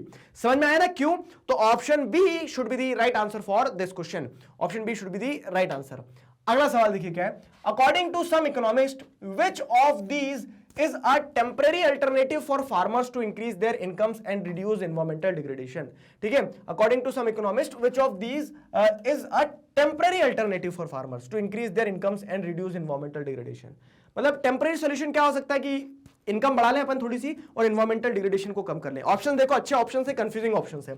Diversifying their cropping pattern away from cereals, मतलब आप अनाज गेहूं चना क्या कर रहे हो, ठीक है, मतलब गेहूं चना चावल, इनके अलावा कुछ दूसरी क्रॉप्स को ग्रो करो, जैसे जेट्रोफा जोजोबा हो गया, ये क्या होता है पता है, बायोडीजल क्रॉप्स है, हाई वैल्यू क्रॉप्स जैसे ऑलिव्स वगैरह की खेती करो, ठीक। तो इस तरह से क्या है कि आप अपने क्रॉपिंग पैटर्न को थोड़ा सा डाइवर्सिफाई कर दो, इनकम बढ़ेगी, इन्वायरमेंट के ऊपर कुछ इंपैक्ट होगा, नहीं होगा। इन्वायरमेंटल डिग्रेडेशन को मतलब आप क्या कर सकते हैं, कह सकते हैं कि टेम्पररी अल्टरनेटिव दे सकते हो, एक सही है। Joining alternative employment opportunities in the agriculture sector. Alternative employment opportunities मतलब क्या है? Alternative employment opportunities जैसे फॉर एग्जांपल क्या हो गया कि आप पोल्ट्री फार्मिंग वगैरह में चले जाओ, ठीक है, आप life stock, commercial life stock rearing में चले जाओ, लेकिन उसके लिए क्या लगेगा, कॉस्ट। तो इनकम बढ़ने की जगह यहाँ तो पहले आपको लोन लेना पड़ेगा उल्टा, ठीक है। तो ये ऑप्शन भी सही हो सकता है, लेकिन थोड़ा सा ब्लर है ये, आगे समझ में, थोड़ा सा क्या है, क्लियर नहीं है। क्लियर ऐसे नहीं है कि alternative employment opportunities in agriculture sector of what, ठीक है, और उसमें क्या शर्त है कि पैसे बढ़ जाएंगे, पहले पैसा लगाना भी तो पड़ सकता है। So these are the points, ठीक। फिर क्या है, seeking more subsidies on fertilizer and decrease the cost of production, ठीक है, ज्यादा फर्टिलाइजर का इस्तेमाल करोगे तो इन्वायरमेंट को आप डिग्रेडेशन को कहां कम कर रहे हो, बढ़ा ही रहे हो, तो ये भी कैंसिल, ठीक है। फिर बचा क्या है, using high yielding variety seeds for obtaining higher productivity. HYV seeds को आप इस्तेमाल करोगे, नो डाउट प्रोडक्टिविटी बढ़ जाएगी, आपकी इनकम बढ़ जाएगी। क्वेश्चन क्या पूछ रहा है, रिड्यूस इन्वायरमेंटल डिग्रेडेशन, लेकिन ये जो high yielding variety of seeds होते हैं ना, ये क्या करते हैं, चूस लेते हैं पूरा पानी, कहां का अंडरग्राउंड वाटर जो है, वाटर टेबल जो है उसे डिक्रीज कर देते हैं। तो ये क्या होगा, इनकम तो बढ़ा देगा, इन्वायरमेंटल डिग्रेडेशन नहीं रोक पाएगा, ठीक है। तो उसके चलते क्या है, which is the most closest option, option A. समझ में आई मेरी बात, option A is the most closest option, तो option A should be the right answer, it is the right answer, ठीक है, option A is the right answer according to me. अगला सवाल देखिए क्या है, how does the rapid increase in population affect the forest, ठीक है। क्या हो रहा है कि रैपिड इंक्रीज हुआ पॉपुलेशन में, दन दनादन बच्चे पैदा हो गए बहुत सारे, अब इसका फॉरेस्ट के ऊपर क्या इंपैक्ट पड़ेगा, अगेन एनालिटिकल क्वेश्चन, ठीक है, बहुत प्यारा सा एनालिटिकल क्वेश्चन आया। देखिए क्या है, तो अब यहां पे जब रैपिड इंक्रीज होगा पॉपुलेशन में तो फॉरेस्ट के ऊपर कैसे इंपैक्ट पड़ेगा, मोर land is required for housing and that results in clearing of forest, ठीक है। अब लोग बड़े हैं तो क्या जंगलों में थोड़ी रहेंगे, आदि मानव थोड़ी ना है, अब हमें क्या चाहिए रहेगा, घर चाहिए रहेगा। तो मोर land is required for housing and that results in the clearing of forest, सही बात है, लगा देंगे टिक, अभी नहीं, चारों ऑप्शन पढ़ो। The forest remains unchanged as people lives in city and villages, तो ये सिटी और विलेजेस जो बन रहे हैं तो कहां बन रहे हैं, ऊपर से थोड़ी ना उतर के आ रहे हैं, उन्हीं जंगलों को काट के तो बनाया जा रहा है, तो फॉरेस्ट अनचेंज्ड रहेंगे, ऐसा बिल्कुल भी नहीं है। तो ये स्टेटमेंट अपने आप में ही क्या है, ये झूठ है, ठीक है। फिर अगली चीज क्या है, more trees will plant there by increasing the cover of forest area, ऐसा रामराज्य आ जाए तो क्या कहना कि पॉपुलेशन बढ़ेगी तो ज्यादा लोग पैदा होंगे तो ज्यादा ट्री लगाएंगे, ऐसा नहीं, जितने ज्यादा लोग पैदा हो रहे हैं उतने ज्यादा ट्री खा जा रहे हैं, ठीक है। तो ये भी क्या है, गलत है। फिर क्या है, biodiversity of animals and plant will increase in the forest, forest ही नहीं बचने दोगे तो एनिमल और प्लांट कहां से बचेंगे बताओ, ठीक है। तो ऑप्शन ए ये क्या होगा, ये इफेक्ट होगा, ठीक है, मोर land is required for housing जब पॉपुलेशन बढ़ेगी तो, and that will result in the clearing of forest, option A is the right answer for this question. I hope आपको समझ में आया, ठीक है, option A is the right answer. अगला सवाल देखिए, हाँ जी, अब देखिए क्या है, तो 24 सेक्शन 24 तक जो सैंपल पेपर दिया था उसमें भी देखा आपने 24 में से 20 क्वेश्चन आपको करना रहेंगे। तो मैं उम्मीद करता हूं ये जो 24 क्वेश्चन आपने पीछे पढ़े इनमें से आपको पूरे 24 बन गए हो, ठीक है। मैं उम्मीद तो कर ही सकता हूं आपसे, आपको करना 20 ही है, लेकिन तो 20 जो 110% श्योर होना जिस चीज पे, वो 20 कर देना आप, फाइन, वो 20 कर देना आप। सेक्शन बी जैसे आपका यहां से चालू होगा, पेपर का जो पैटर्न आएगा उस पैटर्न में आपको बता रहा हूं, तो उसमें मैप बेस्ड रहेंगे, मैप बेस्ड करना। यहां पे भी क्या, अगले 24 क्वेश्चन में से आपको 20 ही करना, ईमानदारी से करना, अच्छे से करना।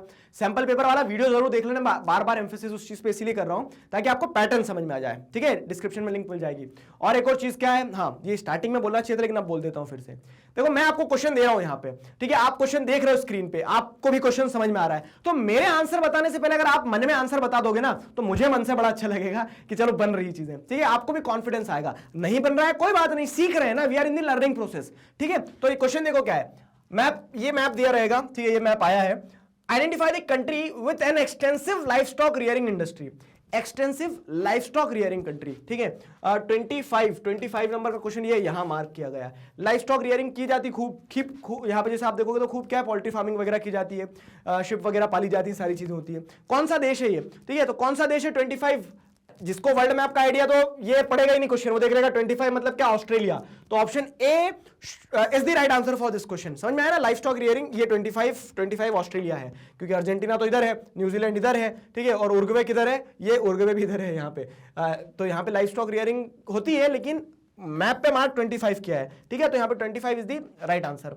अगला सवाल देखिए क्या है, identify the fertile low land region where commercial grain farming is practised, ठीक है, कमर्शियल ग्रेन फार्मिंग को प्रैक्टिस किया जाता है, लो लाइंग एरिया पता कीजिए, identify the fertile low land region. Question number 26 देखो कहां मार्क किया गया, ये रहा, ये इतना पूरा शेड किया गया है, दिख रहा है ना, क्वेश्चन नंबर 26 में इतना पूरा शेड किया गया है, तो कौन सा लो लाइंग एरिया है ये, ठीक है। यहाँ पे कमर्शियल ग्रेन फार्मिंग प्रैक्टिस की जाती है, किस नाम से जाना जाता है। तो अब यहाँ पे हम एक प्रैक्टिस करते हैं, चलो थोड़ी सी, ठीक है, थोड़ी सी प्रैक्टिस करते हैं। डाउन्स कहाँ कहा जाता है बताओ, डाउन्स कहा जाता है ऑस्ट्रेलिया में, तो डाउन्स तो ऑस्ट्रेलिया का हो गया, ठीक है, डाउन्स तो ऑस्ट्रेलिया का हो गया। प्रेरीज कहाँ कहा जाता है, यूरोप में, प्रेरीज मतलब यूरोप और एशिया, ठीक है, नहीं, प्रेरीज नहीं कहा जाता है। अच्छा, यूरोप और एशिया वाले पार्ट में क्या कहा जाता है ये आप बताएंगे, ठीक है, ये आप बताएंगे।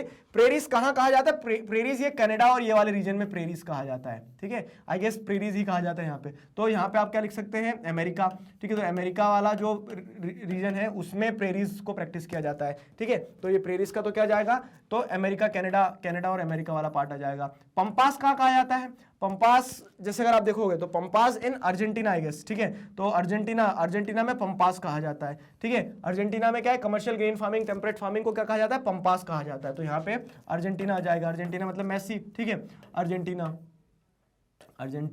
फिर क्या है, आप अगला देखोगे तो वेल्स बचे हैं, तो वेल्स कहाँ कहा जाता है, वेल्स कहा जाता है ये रहा वाला जो 26 क्वेश्चन आप ढूंढ रहे हैं ना, वेल्स मतलब साउथ अफ्रीका वाला, केप टाउन वाला रीजन जो है, तो यहाँ पे क्या है, यहाँ पे वेल्ड कहा जाता है, ठीक है। तो सदर्न अफ्रीका जो है तो वहां पे वेल्ड कहा जाता है, किस चीज को, कमर्शियल ग्रेन फार्मिंग को, ठीक है। तो identify the fertile lowland region, velds, इन्हें वेल्ड्स कहा जाता है। अब मैंने आपको एक होमवर्क क्वेश्चन दे दिया ना अभी, क्या था वो, कि ये जो यूरोप है, ठीक है, ये यूरोप वाला पार्ट जो है, तो यहाँ पे यूरोप और एशिया वाला पार्ट जो है, तो यहाँ पे जो लोलैंड रीजन है जहां पे कमर्शियल ग्रेन फार्मिंग को प्रैक्टिस किया जाता है, उसे किस नाम से जाना जाता है। This is your homework question, comment section में बताना, या फिर वो जो कॉपी रखी है, पेन रखा है, ठीक है, उस इंतजार कर रहा है आपका कि एक आंसर लिखो आप कॉपी में, ठीक। तो यहाँ पे veld is the right answer for this question, ठीक है। अगला सवाल देखिए क्या है, gathering is usually practised in dash, fill in the blanks. Gathering कहां की जाती है, क्वेश्चन नंबर 27, ये रहा क्वेश्चन नंबर 27। अब देखो लॉजिक लगाओ यहां पे, गैदरिंग क्या की जाती है, गैदरिंग तो आप देखोगे तो इक्वेटोरियल रीजन में भी की जाती है गैदरिंग जो है, तो वो हाई लैटिट्यूड्स सभी जगह की जाती है, ठीक है। अब ये क्वेश्चन नंबर 27 जो कनाडा वाला पार्ट जो है, तो high latitudes, low latitudes, middle latitudes, at the poles, poles है नहीं है, ठीक है। और आप देखोगे तो हाई लैटिट्यूड्स ऑफ कनाडा, ठीक है, हाई लैटिट्यूड्स ऑफ कनाडा ऐसा का ऐसा बुक में लिखा है, ठीक है। तो यहां पे क्या है, हाई लैटिट्यूड्स लगा सकते हैं हम, option A is the right answer. समझ में आया। और मैं आपसे ये उम्मीद कर रहा हूं अभी कि आप जब ये क्वेश्चन सॉल्व करें तो आप सिर्फ इस क्वेश्चन तक अपने आप को सीमित नहीं रख रहे हैं, आप वो सारी थ्योरीज याद कर रहे हैं इस क्वेश्चन के साथ साथ में, एक बार रिकॉल कर रहे हैं चीजों को जो आपने पढ़ा है चैप्टर में, ठीक है। तो गैदरिंग के लिए 27 मतलब हाई लैटिट्यूड्स कनाडा वाला रीजन आ गया ये, ठीक है, high latitudes is the right answer. अगला सवाल 28 ये दिया है, क्या पूछा देखो, identify a primitive subsistence activity which relies heavily on animal for food, clothing and shelter.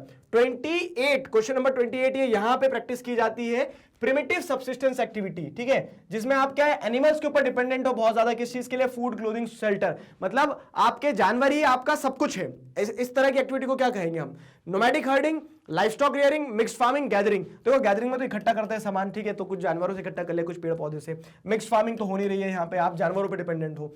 Livestock rearing commercial होती है ये, यहाँ पे आप क्या है, पैसा बना रहे हो जानवरों से। लेकिन नोमैडिक हर्डिंग में क्या है कि वो वही आपका पहनना है, वही आपका खाना है, वही आपका घर है, उन्हीं के साथ आपको जीवन भर बंधे रहना, जीवन बिताना है, ठीक है। तो लाइवस्टॉक रियरिंग जो है, ठीक है, वो नोमैडिक हर्डिंग जो है, वो इस क्वेश्चन के लिए सही जवाब होने वाला है। आया ना समझ में। तो यहाँ पे 28 मतलब इस रीजन में जैसे आप देखेंगे तो क्या है, high latitudes of Russia and Eurasia वाला जो पार्ट है, वहां पे नोमैडिक हर्डिंग को प्रैक्टिस किया जाता है, ठीक है।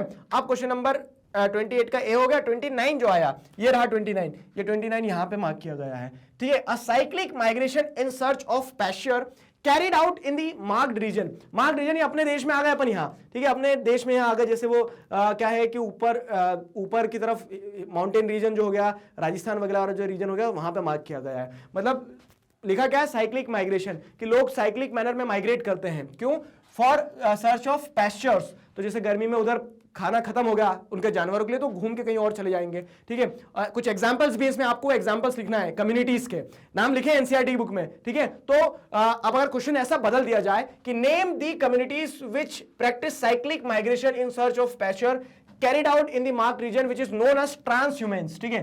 ट्रांसह्यूमेंस कहा जाता है इस एक्टिविटी को जब आप क्या है, जानवरों के खाने के लिए सीजन के हिसाब से घूमते रहते हैं, कभी पहाड़ों के ऊपर, कभी पहाड़ों के नीचे, कभी क्या है सूखे एरिया से पानी वाले एरिया में, इस तरह से उसे ट्रांसह्यूमेंस कहा जाता है। कुछ कम्युनिटीज के नाम बता दो चलो इंडिया में, ठीक है, वो कौन कौन सी कम्युनिटीज है, आपका होमवर्क क्वेश्चन हो गया एक और। अरे मजा इस तरह से कनेक्ट करते हुए चलना, तो पढ़ने का मतलब है। कनेक्ट नहीं कर पा रहा तो बुक बंद करो, खेलो कूदो, बाहर घूमो फिरो जाओ, ठीक है। क्यों, क्योंकि जब तक कनेक्ट नहीं करोगे ultimately you are not going to get anything. रट लोगे, पास हो जाओगे, लेकिन वो जीवन भर जो बोलते हैं ना, छाप छूट जाएगी, वो वाली चीज नहीं हो पाएगी। तो पढ़ना इस तरह से पढ़ना है कि आप सब कुछ जोड़ दो, फाइन। तो यहाँ पे ट्रांसह्यूमेंस उस एक्टिविटी को कहा जाता है, और कम्युनिटी कौन सी है वो आपको कमेंट सेक्शन में बताना है। अगला सवाल देखिए क्या है, ये रहा अगला सवाल, question number 30 to 48, attempt any 15, ठीक है। तो यहाँ पे 30 से 48 में उन्होंने बोल दिया 15 क्वेश्चन अटेम्प्ट कर लेना कोई, मतलब 3 क्वेश्चन के लिए आपके क्या है, स्पेस छोड़ दिया है, फाइन। अब जैसे आप देखेंगे तो और पेपर पैटर्न देख लेना तो उसमें आपको और क्लैरिटी मिल जाएगी, और कुछ सैंपल पेपर हम भी सॉल्व कर लेंगे, फाइन। यहाँ पे क्या है, India occupies 2.4% of the world's land area and contributes to 15% of world's population, सही बात है। In 10 years between 1991 and 2001, our population grew by nearly 21%. How does this effect forest, मतलब ये कुल मिला के ये बताया कि जमीन छोटी सी है हमारे पास, जनसंख्या बहुत ज्यादा है, वर्ल्ड की लगभग 15% जनसंख्या है हमारे पास में, ठीक है। इन 10 ईयर्स बिटवीन 1991 टू 2001, ठीक है, पॉपुलेशन 21% तक बढ़ गई है। तो इन सारी चीजों का जंगलों के ऊपर क्या इंपैक्ट पड़ेगा, ठीक है, वो पूछा गया है। तो अब देखो स्टेटमेंट्स क्या दिए गए हैं, स्टेटमेंट्स ये दिए गए, more people will move to live in cities, due to this the forest near villages will remain undamaged. नहीं, ऐसा नहीं है, लोग चले जाएंगे जरूर शहर में, लेकिन वो जो जंगल गांव के आसपास है ना उन्हें भी खा जाएंगे, ठीक है। तो ये स्टेटमेंट तो गलत है, ठीक है, तो ये स्टेटमेंट तो गलत है, ठीक। फिर अनडैमेज तो नहीं रहेंगे, डैमेज लिखते तो बात कुछ और बनती। मोर people mean a greater need for food and agriculture produce, this requires more land that results in clearing of forest. ये बात सही है, ठीक है, ये बात बिल्कुल सही है। इस तरह से क्या होगा, हमारे फॉरेस्ट पे इफेक्ट आने वाला है, ठीक, ये तो सही है, क्यू वाला सही है। फिर आर क्या है, पी क्यू आर। अब आर को जैसे देखें तो more people mean increase demand for all resources including forest based ones, causing damage to the forest through overuse. This statement is also absolutely correct. So we can say Q and R are correct. ठीक है, P तो हवा में है, तो फिर अब Q और R का ऑप्शन दिख रहा है क्या कहीं पे, Q और R, हाँ ये रहा ना D, तो option D should be the right answer for this question. समझ में आया ना, क्यों, तो option D is the right answer for this question. अगला सवाल, ये रहा अगला सवाल। तो this table shows the growth of global population, global population यहाँ पे बढ़ी है, ये आपको देखने को मिला, जे कर्व की जो हम बात कर रहे थे 300 साल में पॉपुलेशन ऐसी उठी। तो अब अगर यहाँ देखोगे the global population doubled between, सवाल क्या पूछा है उन्होंने कि ग्लोबल पॉपुलेशन डबल किन सालों के बीच में हुई है, ठीक है, मतलब वो बीबी का भाई वाला नहीं, ठीक है, यहाँ पे ईयर्स पूछे गए हैं। तो यहाँ पे जैसे अगर आप देखोगे तो ग्लोबल पॉपुलेशन डबल किन ईयर्स में हुई है, तो देखिए यहाँ पे 1804 में 1 बिलियन थी और 1927 आते आते बड़ा समय था, लेकिन 1804 से 1927 के बीच में 1 बिलियन से 2 बिलियन हो गए, कांग्रेचुलेशंस, इतनी जनसंख्या बढ़ गई, ठीक। तो ये डबल हो रही है, यहाँ पे ऑप्शन है क्या, 1804 से 1927 लगा दे, अभी नहीं, देखो घोड़े पे नहीं बैठे हो आप, ठीक है, आराम से समय लेना, सारे ऑप्शंस पढ़ना। तो ये सही लग रहा है लेकिन अभी टिक नहीं लगाएंगे। 1927 से 1960, 27 से 1960, 60 में 3 मिलियन, तो 2 से 3 होना मतलब डबल नहीं हुई है, 2 बिलियन से 3 बिलियन हुई है मतलब डबल नहीं हुई है, ठीक है। अगर पेपर डाउनलोड कर लोगे ना पीडीएफ तो आसानी रहेगी, आपको ये फिगर्स दिखेंगे यहाँ पे, ठीक है, बता दिया मैंने, सीबीएसई की वेबसाइट पर मिल जाएगा पेपर, फाइन। अब और लिंक भी ले लेना डिस्क्रिप्शन से। अब अगली चीज जैसे अगर देखें तो ये हो गया, उसके बाद मतलब ये ऑप्शन तो एलिमिनेट ही कर दिया हमने। सी 74 से 87, 74 किधर है, 74 से 87, 1987 मतलब 4 बिलियन से 5 बिलियन हुई है, डबल नहीं हुई है। 4 बिलियन का डबल कब होता, 8 बिलियन जब होता तो ये भी ऑप्शन गलत हो गया। फिर क्या है 1999 से 2012, 1999 से 2012 6 बिलियन से 7 बिलियन, तो यहाँ पे 1 ऐड हुआ है। क्वेश्चन क्या पूछ रहा है, ग्लोबल पॉपुलेशन डबल्ड बिटवीन, तो 1804 से 1927 1 बिलियन से 2 बिलियन हो गए हम, ठीक है। तो हम दो, हमारे दो सुना होगा यहाँ पे, हम 1 बिलियन और हमारे 2 बिलियन हो गए, ठीक। तो इस तरह से क्या है कि option A is the right answer. समझ में आया। मैं आपसे बार बार इस तरह की प्रैक्टिस इसलिए करता हूं कि आप कभी भी जल्दीबाजी मत करना, ना आपकी ट्रेन छूटेगी, ठीक है, ना पेपर उड़ के कहीं जाएगा। आराम से पूरा समय लेना 90 मिनट और क्वेश्चन सारे अटेम्प्ट करना, पूरे 35 नंबर लेके आना है ज्योग्राफी में, ठीक है। ये हो गया, तो option A is the right answer. अगला सवाल देखो, अब जरा इसको पढ़ लो पहले, ठीक है, बहुत सारी चीजें लिखी उसमें। क्या लिखा है देखिए, certain countries in sub-Saharan Africa such as Burkina Faso, Chad, Niger and Mali have reported stalling in their demographic transition, ठीक है। Here is some data from the 4 countries। अब देखो कहानी क्या है, सवाल दे दिया, एक कुछ डेटा दे दिया आपको 4 देशों का, ये जो सब सहारन कंट्रीज हैं, Burkina Faso, Chad, Niger, Mali. तो यहाँ पे क्या देखने को मिला कि there is stalling in their demographic transition. Stalling मतलब रुक जाना किसी चीज का। डेमोग्राफिक ट्रांजिशन, अब ध्यान करो, डेमोग्राफिक ट्रांजिशन आपने क्या पढ़ा है।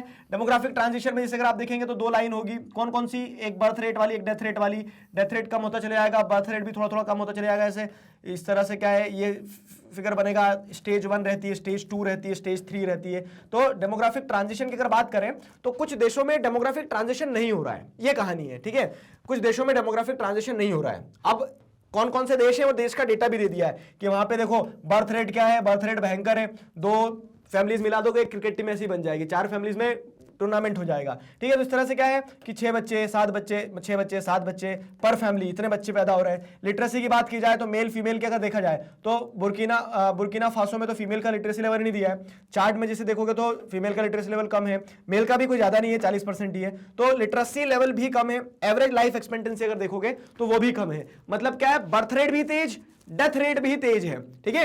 मतलब एवरेज इतना है, तो इससे कम में भी लोग ऊपर स्वर्ग सिधार जा रहे होंगे, इससे ज्यादा में भी लोग सरवाइव कर रहे होंगे थोड़ा सा, ठीक है। लेकिन एवरेज जो देखोगे तो कम है, मतलब लाइफ एक्सपेक्टेंसी भी क्या है, कम है। बर्थ रेट भी ज्यादा, डेथ रेट, मोर्टेलिटी रेट भी ज्यादा। सवाल क्या है आप देखो यहां पे, सवाल जिस देखोगे तो व्हाट आर दी रीजंस या फिर region that could most likely have affected the demographic transition of these countries. तो जो आपको रुकावट देखने को मिल रही है कि वो कंट्री जो है क्या है, थर्ड स्टेज की तरफ नहीं जा रही है, डेमोग्राफिकली ट्रांजिट नहीं कर रही है, देयर इज अ स्टॉलिंग। तो उसके पीछे कारण क्या हो सकता है, यहां पे कारण दिए देखो, हाई फर्टिलिटी रेट्स। जी हां, ये हाई फर्टिलिटी रेट के कारण क्या है कि बर्थ रेट ज्यादा रहेगा तो पॉपुलेशन दिखती बात है बड़ी रहेगी, तो वो फर्स्ट स्टेज जो होता है कौन सा वाला है कि बर्थ रेट और ये डेथ रेट जो है, तो बर्थ रेट भी ज्यादा डेथ रेट भी ज्यादा, तो फर्स्ट स्टेज में ही फंसे हुए, इस कारण से डेमोग्राफिक ट्रांजिशन नहीं देखने को मिल रहा है।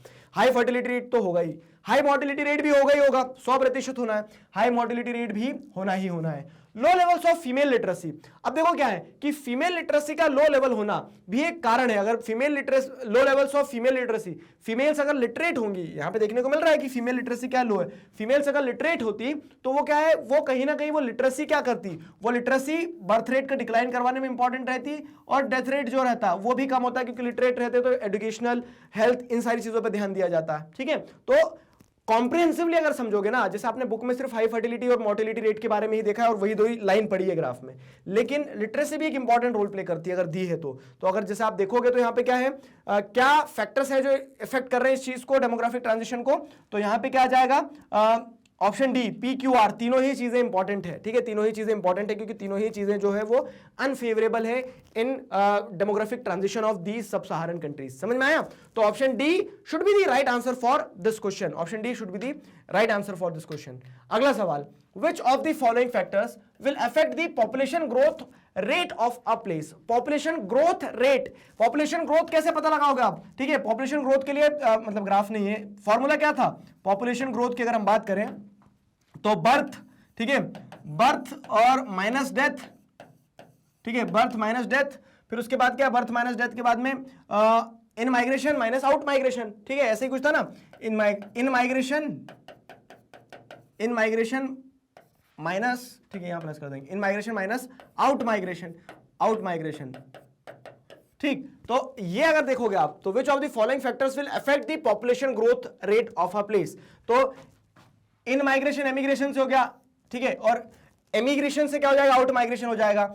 नंबर ऑफ बर्थ भी नो डाउट क्या करते हैं, पॉपुलेशन जो पॉपुलेशन रेट है, ठीक है, ग्रोथ रेट है, उसे इफेक्ट करते ही करते हैं।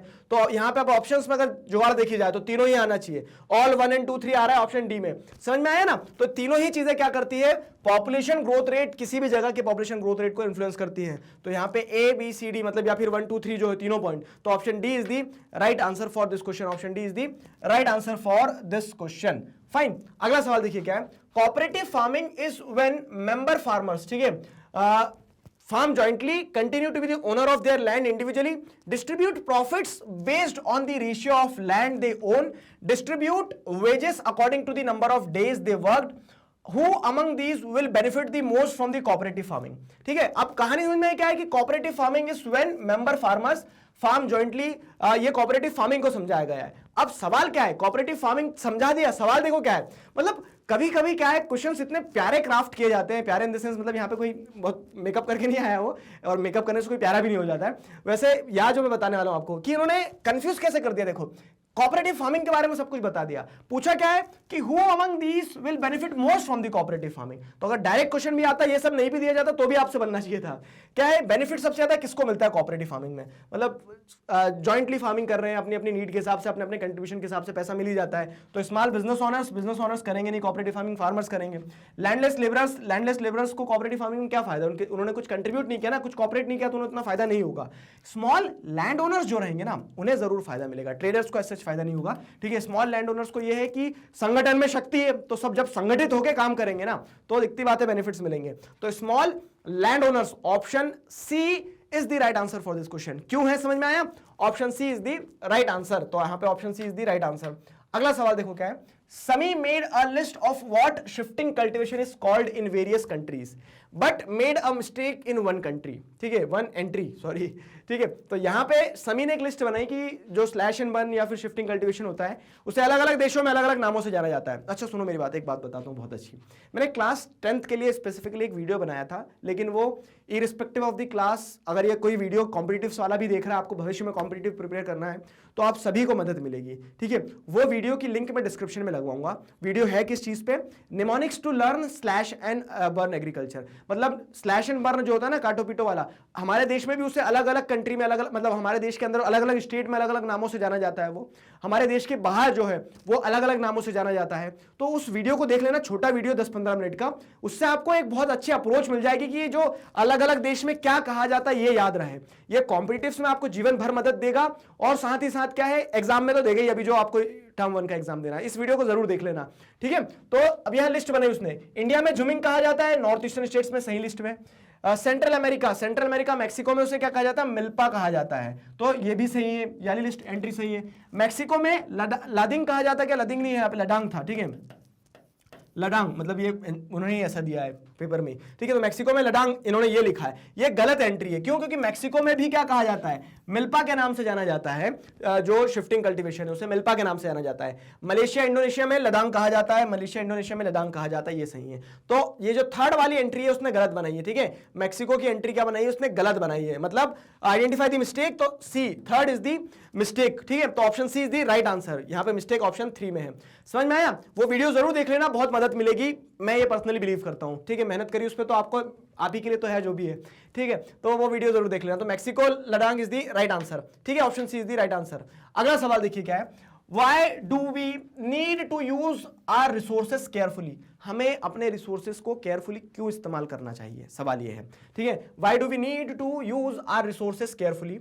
Because our needs are increasing, because all resources are not unlimited, because the human population is increasing rapidly, because we need to make resources last for the use of future generation। ये point भी सही है, ठीक है, ये point भी सही है, ठीक है। All resources are not unlimited, ये भी है, और हमारी नीड बढ़ रही है, ये भी सही है। अब टिक तो एक लगाना है सर, तो एक लगाना है टिक, मतलब ये नीचे देखो जोड़ी पकड़ो सही कौन सी है। तो यहाँ पे आप जैसे देखोगे तो ऑप्शन डी जो है ना वो क्लोजेस्ट और सबसे सही आंसर है, क्योंकि उसमें सब आ गया 1 2 3 4, ठीक है। तो option D is the right answer for this question, easy question था, ठीक है। तो option D is the right answer. अगला सवाल देखिए क्या है, this graph shows global population growth over time, ठीक है। ये है ग्लोबल पॉपुलेशन ग्रोथ, वही वाली बात है कि एकदम से धड़ाके से जो विस्फोट हुआ है, ग्लोबल पॉपुलेशन ग्रोथ को बताया जा रहा है। फाइन, फिर अगली चीज क्या है, X on the graph represents a time period. X जो है यहाँ पे ये दिख रहा है इतना कि X जो है वो क्या एक टाइम पीरियड को दर्शा रहा है, ठीक है, during which certain historical events contributed to sudden growth in the global population, ठीक है। और इस इवेंट के बाद में जैसे आप देखोगे तो फिर क्या यहाँ से और तेजी से रफ्तार पकड़ ली ग्लोबल पॉपुलेशन ने, ठीक। तो अब आपको बताना है कि इवेंट कौन सा है, यही पूछा है ना, which of the following event could have taken place during X, ठीक है। तो कौन सी इवेंट ने यहाँ पे मतलब कौन सी इवेंट हुई थी यहाँ पे ये बताना है। तो दी early domestication of grains like rice and barley, ठीक है, वो तो बहुत पहले, मतलब अर्ली डोमेस्टिकेशन तो ये तो प्री हिस्टोरिक पीरियड में आ गया, अभी तो बहुत पहले ग्राफ से भी बाहर निकल आओगे, तो ये ऑप्शन नहीं है। Mongol invasion into the regions all over Asia, तो ये भी क्या है, ये भी आप जैसे हिस्ट्री है जिनका, तो 11th हिस्ट्री में आप पढ़ के मंगोल इन्वेजन वगैरह ये क्या है, ये मिडिवल टाइम पीरियड की कहानी हो गई पूरी, तो ये भी कैंसिल कर दो यहाँ पे। Europe's first contact with China in India, Europe का पहला कॉन्टेक्ट चाइना और इंडिया के साथ में, तो यूरोप का पहला कॉन्टेक्ट चाइना और इंडिया के साथ में अगर जैसे देखोगे तो वो तो ट्रेडर्स वगैरह रोमन टाइम पीरियड में, और फिर उसके बाद भी देखोगे तो क्या है कि ये टाइम पीरियड नहीं था, ये टाइम पीरियड नहीं था, ठीक है। लेकिन अगर बात करते हैं इंडस्ट्रियल रेवोल्यूशन इन यूरोप, जी हाँ यहां जोर दो थोड़ा, इंडस्ट्रियल रेवोल्यूशन जो है ना यूरोप में वो इससे जुड़ा हुआ है। The industrial revolution in Europe it is totally associated with this time period, कि इंडस्ट्रियल रेवोल्यूशन के बाद में जैसे अगर आप देखेंगे तो क्या है, पैसा बढ़ गया, थोड़ा सा पैसा बढ़ने के बाद में स्टैंडर्ड ऑफ लिविंग बढ़ गया, लेकिन उससे के साथ साथ पॉपुलेशन एक्सप्लोजन भी आपको देखने को मिला था। तो दिस टाइम पीरियड जैसे आप देखेंगे तो क्या है 17th सेंचुरी 18th सेंचुरी वाला जो टाइम पीरियड है, तो वो यहाँ पे इंडस्ट्रियल रेवोल्यूशन से एसोसिएट किया जा सकता है इस चीज को। Option D is the right answer for this question, ठीक है, option D is the right answer. अगला सवाल देखिए क्या है, अगला सवाल ये रहा assertion A, India's green revolution is an example of how the productivity of scarce land resources can be increased with improved production technology, ठीक है। तो India's green revolution is an example of how the productivity of scarce land resources can be increased with improved production of technology। इसके पीछे एक Ninja technique है, वो Ninja technique मैं आपके साथ शेयर करता हूं अभी। हाँ, रीजन क्या दिया है, because of the green revolution farmers produce far larger quantities of food grains than was possible earlier on the same piece of land. अब जब भी assertion reason वाले क्वेश्चन आएंगे ना, तीन चीजें करना है आपको। सबसे पहले देखो assertion सही है या नहीं है।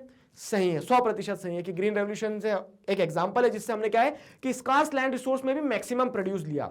असर्शन सही है, पहला असर्शन सही है गलत है ये देख लो बस। अगर असर्शन यहां गलत हो जाता है ना तो आपका काम सीधा हो गया कि क्या है, A is false R is true, आंख बंद करके लगा देना अगर असर्शन गलत होता तो। लेकिन असर्शन सही है तो अब हमें नेक्स्ट स्टेप पे जाना है। क्या रीजन सही है गलत है वो देखो। Because of green revolution farmers produce far larger quantity of food grains than was possible earlier on the same piece of land. तो रीजन भी सही है, ठीक है, रीजन भी सही है क्योंकि मतलब वही सेम पीस ऑफ लैंड से अब ज्यादा प्रोड्यूस किया जा सकता है। रीजन सही है गलत ये देखो। अगर ऐसा है कि असर्शन सही था, पहला स्टेप तो आपने क्लियर कर लिया, दूसरे स्टेप में आप आते हो आपको रीजन गलत दिखता है तो आप क्या करते हो कि A is true R is false लगा दोगे, आंख बंद करके लगा देना। इन दो ऑप्शंस के बारे में तो सोचना ही नहीं फिर। लेकिन अगर ऐसा होता है कि दोनों स्टेटमेंट सही है तब क्या होगा कि आप तीसरी स्टेप पे जाओगे। अब तीसरी स्टेप तक पहुंच जाते हो तो आपको बोनस ये मिल जाता है कि जब दोनों सही है तो ये दोनों ऑप्शन एलिमिनेट कर दिया आपने, ठीक है, ये दोनों ऑप्शन एलिमिनेट कर दिया, इन दोनों में से ही कुछ एक आंसर होने वाला है, ठीक है। अगर दोनों स्टेप आपकी चेक हो जाती है तो ये भी सही ये भी सही, ठीक। अब तीसरी स्टेप क्या है, तीसरी स्टेप में बस अब ये देखो कि जो असर्शन है ना, क्या उसके नीचे जो रीजन दिया है वो रीजन असर्शन को करेक्टली एक्सप्लेन कर रहा है या नहीं कर रहा है। तो यहां पे देखो क्या है, यहां पे ऐसा दिया, India's green revolution is an example of how productivity of scarce land resources can be increased with improved production technology. क्यों? क्योंकि green revolution has proved that, ठीक है, green revolution with the help of green revolution farmers produce far large quantities of food grains. तो the reason is correctly explaining the assertion. because लगा दिया यहां तो उन्होंने खुद लगा दिया। अगर दो इंडिपेंडेंट स्टेटमेंट रहे ना तो उनके बीच में because लगा के जोड़ के देखा करो। तो यहां पे both A and R are true and R is correctly explaining the A, ठीक है, मतलब R जो है वो क्या कर रहा है, एक्सप्लेन कर रहा है, रीजन जो एक्सप्लेन कर रहा है असर्शन को। तो यहां पे option C should be the right answer, ठीक है, in fact it is the right answer. तो option C is the right answer. आ गए समझ में? अगला सवाल देखो यहां पे क्या है, इंटरेस्टिंग है, एनालिटिकल क्वेश्चन, अच्छे से समझना इसको। मतलब इस तरह के क्वेश्चंस अगर आएंगे ना तो वही वाली बात है, हाथ नहीं खड़े कर देना वहां पे, सर पता नहीं कहां से आ गया, दिमाग लगाओ, सब कुछ आपके दिमाग के अंदर है। Human beings have immense potential in their कह सकते हैं in their thinking, in their body, ठीक है, बहुत ज्यादा पोटेंशियल होता है ह्यूमन बीइंग्स में। और what we are required to do is to channelize those energies into the right direction। हमें मतलब उन एनर्जीज को राइट डायरेक्शन में चैनलाइज करना होगा। दिमाग का सही इस्तेमाल करोगे ना तो आप फोड़ सकते हो दुनिया को, ठीक। अब देखो क्या है, shown here are the locations of China's main geographical features. China के मेन जियोग्राफिकल फीचर ये बताए गए हैं, चाइना, ठीक है, सी फॉर चाइना और सी फॉर चिंगू, ठीक है। तो अब जैसे अगर आप यहां देखोगे तो क्या बता दिया उन्होंने कि माउंटेन्स और डेजर्ट जो है चाइना में, ये गोबी डेजर्ट बताया गया है, ओरोद डेजर्ट बताया गया है, ठीक है, ये कुनलुन माउंटेन्स वगैरह बताया गया है, टकला मकान डेजर्ट, ये मतलब पूरा उसका ज्योग्राफी, फिजिकल ज्योग्राफी बता दी है। यहाँ पे आप देखोगे तो रिवर्स बता दिए, योंग ह्यू बता दिया है, ठीक है, चैंगजिंग बता दिया है, सीजियांग बता दिया है, तो सारी जो मेजर रिवर्स है वो बता दी है यहाँ पे। फाइन, अब बता दी तो बता दी, हमारा पॉइंट क्या, हमारा पॉइंट ये कि सवाल ये है यहाँ पे, based on this which of the following maps likely show the regions in China with the highest population density। population density का कंसेप्ट पता है ना आपको कि स्क्वायर किलोमीटर के एरिया में, स्क्वायर मीटर के एरिया में, स्क्वायर मीटर तो छोटा हो जाएगा, स्क्वायर किलोमीटर के एरिया में how many people are living, population density का कंसेप्ट है ये। अब देखो क्या, तो उन्होंने पूछा ये है कि इन डेटा के हिसाब से आप हमें ये बताओ कि हाईएस्ट पॉपुलेशन डेंसिटी चाइना के किस रीजन में होगी। अब देखो एलिमिनेट करते चलना, ये वाला रीजन बता रहे हैं, ये वाले रीजन में क्या है, ये वाले रीजन में पूरा डेजर्ट है। क्या डेजर्ट में हाईएस्ट पॉपुलेशन डेंसिटी हो सकती है? कतई नहीं होगी, लोग मर जाएंगे प्यासे, ठीक है, अगर पॉपुलेशन डेंसिटी ज्यादा होगी तो एलिमिनेट कर दो। फिर क्या ऑप्शन बी, ऑप्शन बी मतलब क्या है, ये वाला रीजन शेडेड रीजन बोल रहे हैं कि यहाँ हाईएस्ट पॉपुलेशन डेंसिटी हो सकती है। ये वाला रीजन मतलब क्या है, ये वाला रीजन जैसे अगर आप देखोगे ना तो ये प्लेन रीजन दिख रहा है, यहाँ कुछ नहीं है, सपाट जमीन है, प्लेन रीजन, ठीक है। दूसरी चीज इस रीजन में जैसे अगर आप देखोगे तो क्या है, रिवर्स है। तीसरी चीज क्या देखोगे कि ये रिवर कोस्टल एरिया है। तो ये सारे फैक्टर्स क्या रहते हैं, आपने मोहनजोदाड़ो नहीं देखिएगा, क्या होता है इनिशियली आप जैसे देखोगे तो ह्यूमन सिविलाइजेशन ही रिवर के आजू बाजू स्टैब्लिश होना स्टार्ट होती है। तो उस कंटेक्स्ट में क्या है कि रिवर वाला एरिया है, प्लेन एरिया है, एग्रीकल्चरली प्रोडक्टिव, मतलब वहां पे आप जैसे देखेंगे तो it is suitable for settlement of the individuals. तो यहां पे क्या होगा, पॉपुलेशन डेंसिटी ज्यादा होगी। दूसरे ग्राफ्स को एलिमिनेट कैसे करोगे, अब जैसे क्या दे दिया, तो यहाँ पे माउंटेन रेंज बताई गई है, यहाँ पे भी फिर क्या है, यहाँ पे वो डेजर्ट है, टकला मकान डेजर्ट आ गया, ठीक है। यहाँ नीचे जैसे देखोगे तो यहाँ पे क्या है, माउंटेन रेंजेस है। तो यहाँ पे क्या होगा, माउंटेनियस एरियाज में पॉपुलेशन डेंसिटी ज्यादा नहीं हो सकती है। फिर ये पूरा क्या है, तिब्बत और इंडिया चाइना की बॉर्डर वाले हैं, ठीक है, डिस्प्यूटेड रीजन है। उसके बाद में दूसरी चीज क्या है, तिब्बत जो है, तो प्लेटू जो है तिब्बत क्या है, बहुत हाई एल्टीट्यूड पे है, तो उस कारण से यहाँ भी सेटलमेंट नहीं हो सकता है, ठीक है, यहाँ भी सेटलमेंट नहीं हो सकता है। तो ऑप्शन बी जो है ना वो हाईएस्ट पॉपुलेशन डेंसिटी को कैरी करता है, ठीक है। ठीक है, समझ में आया ना क्यों मैंने आपको रीजन के साथ समझाया। तो ऑप्शन बी किधर गया, बी का बी यहां पे, ठीक है, तो B is the right answer. Clear आया, समझ में आया अच्छे से किस तरह से एनालाइज करना होगा, एनालिटिकल एबिलिटी लेके चलना। तो option B is the right answer, ये B is the right answer. अगला सवाल देखिए क्या है, which one of the following options does not describe development। Development तो सब डिस्क्राइब कर रहे हैं, यहां पूछा है कि कौन सा ऑप्शन डेवलपमेंट को डिस्क्राइब नहीं करता है। नॉट जो है, ठीक है, देखो ब्लफ वर्ड, डज नॉट, अच्छे से पढ़ना, does not describes development. The population of town has grown from 1 lakh to 2 lakhs over a period of time।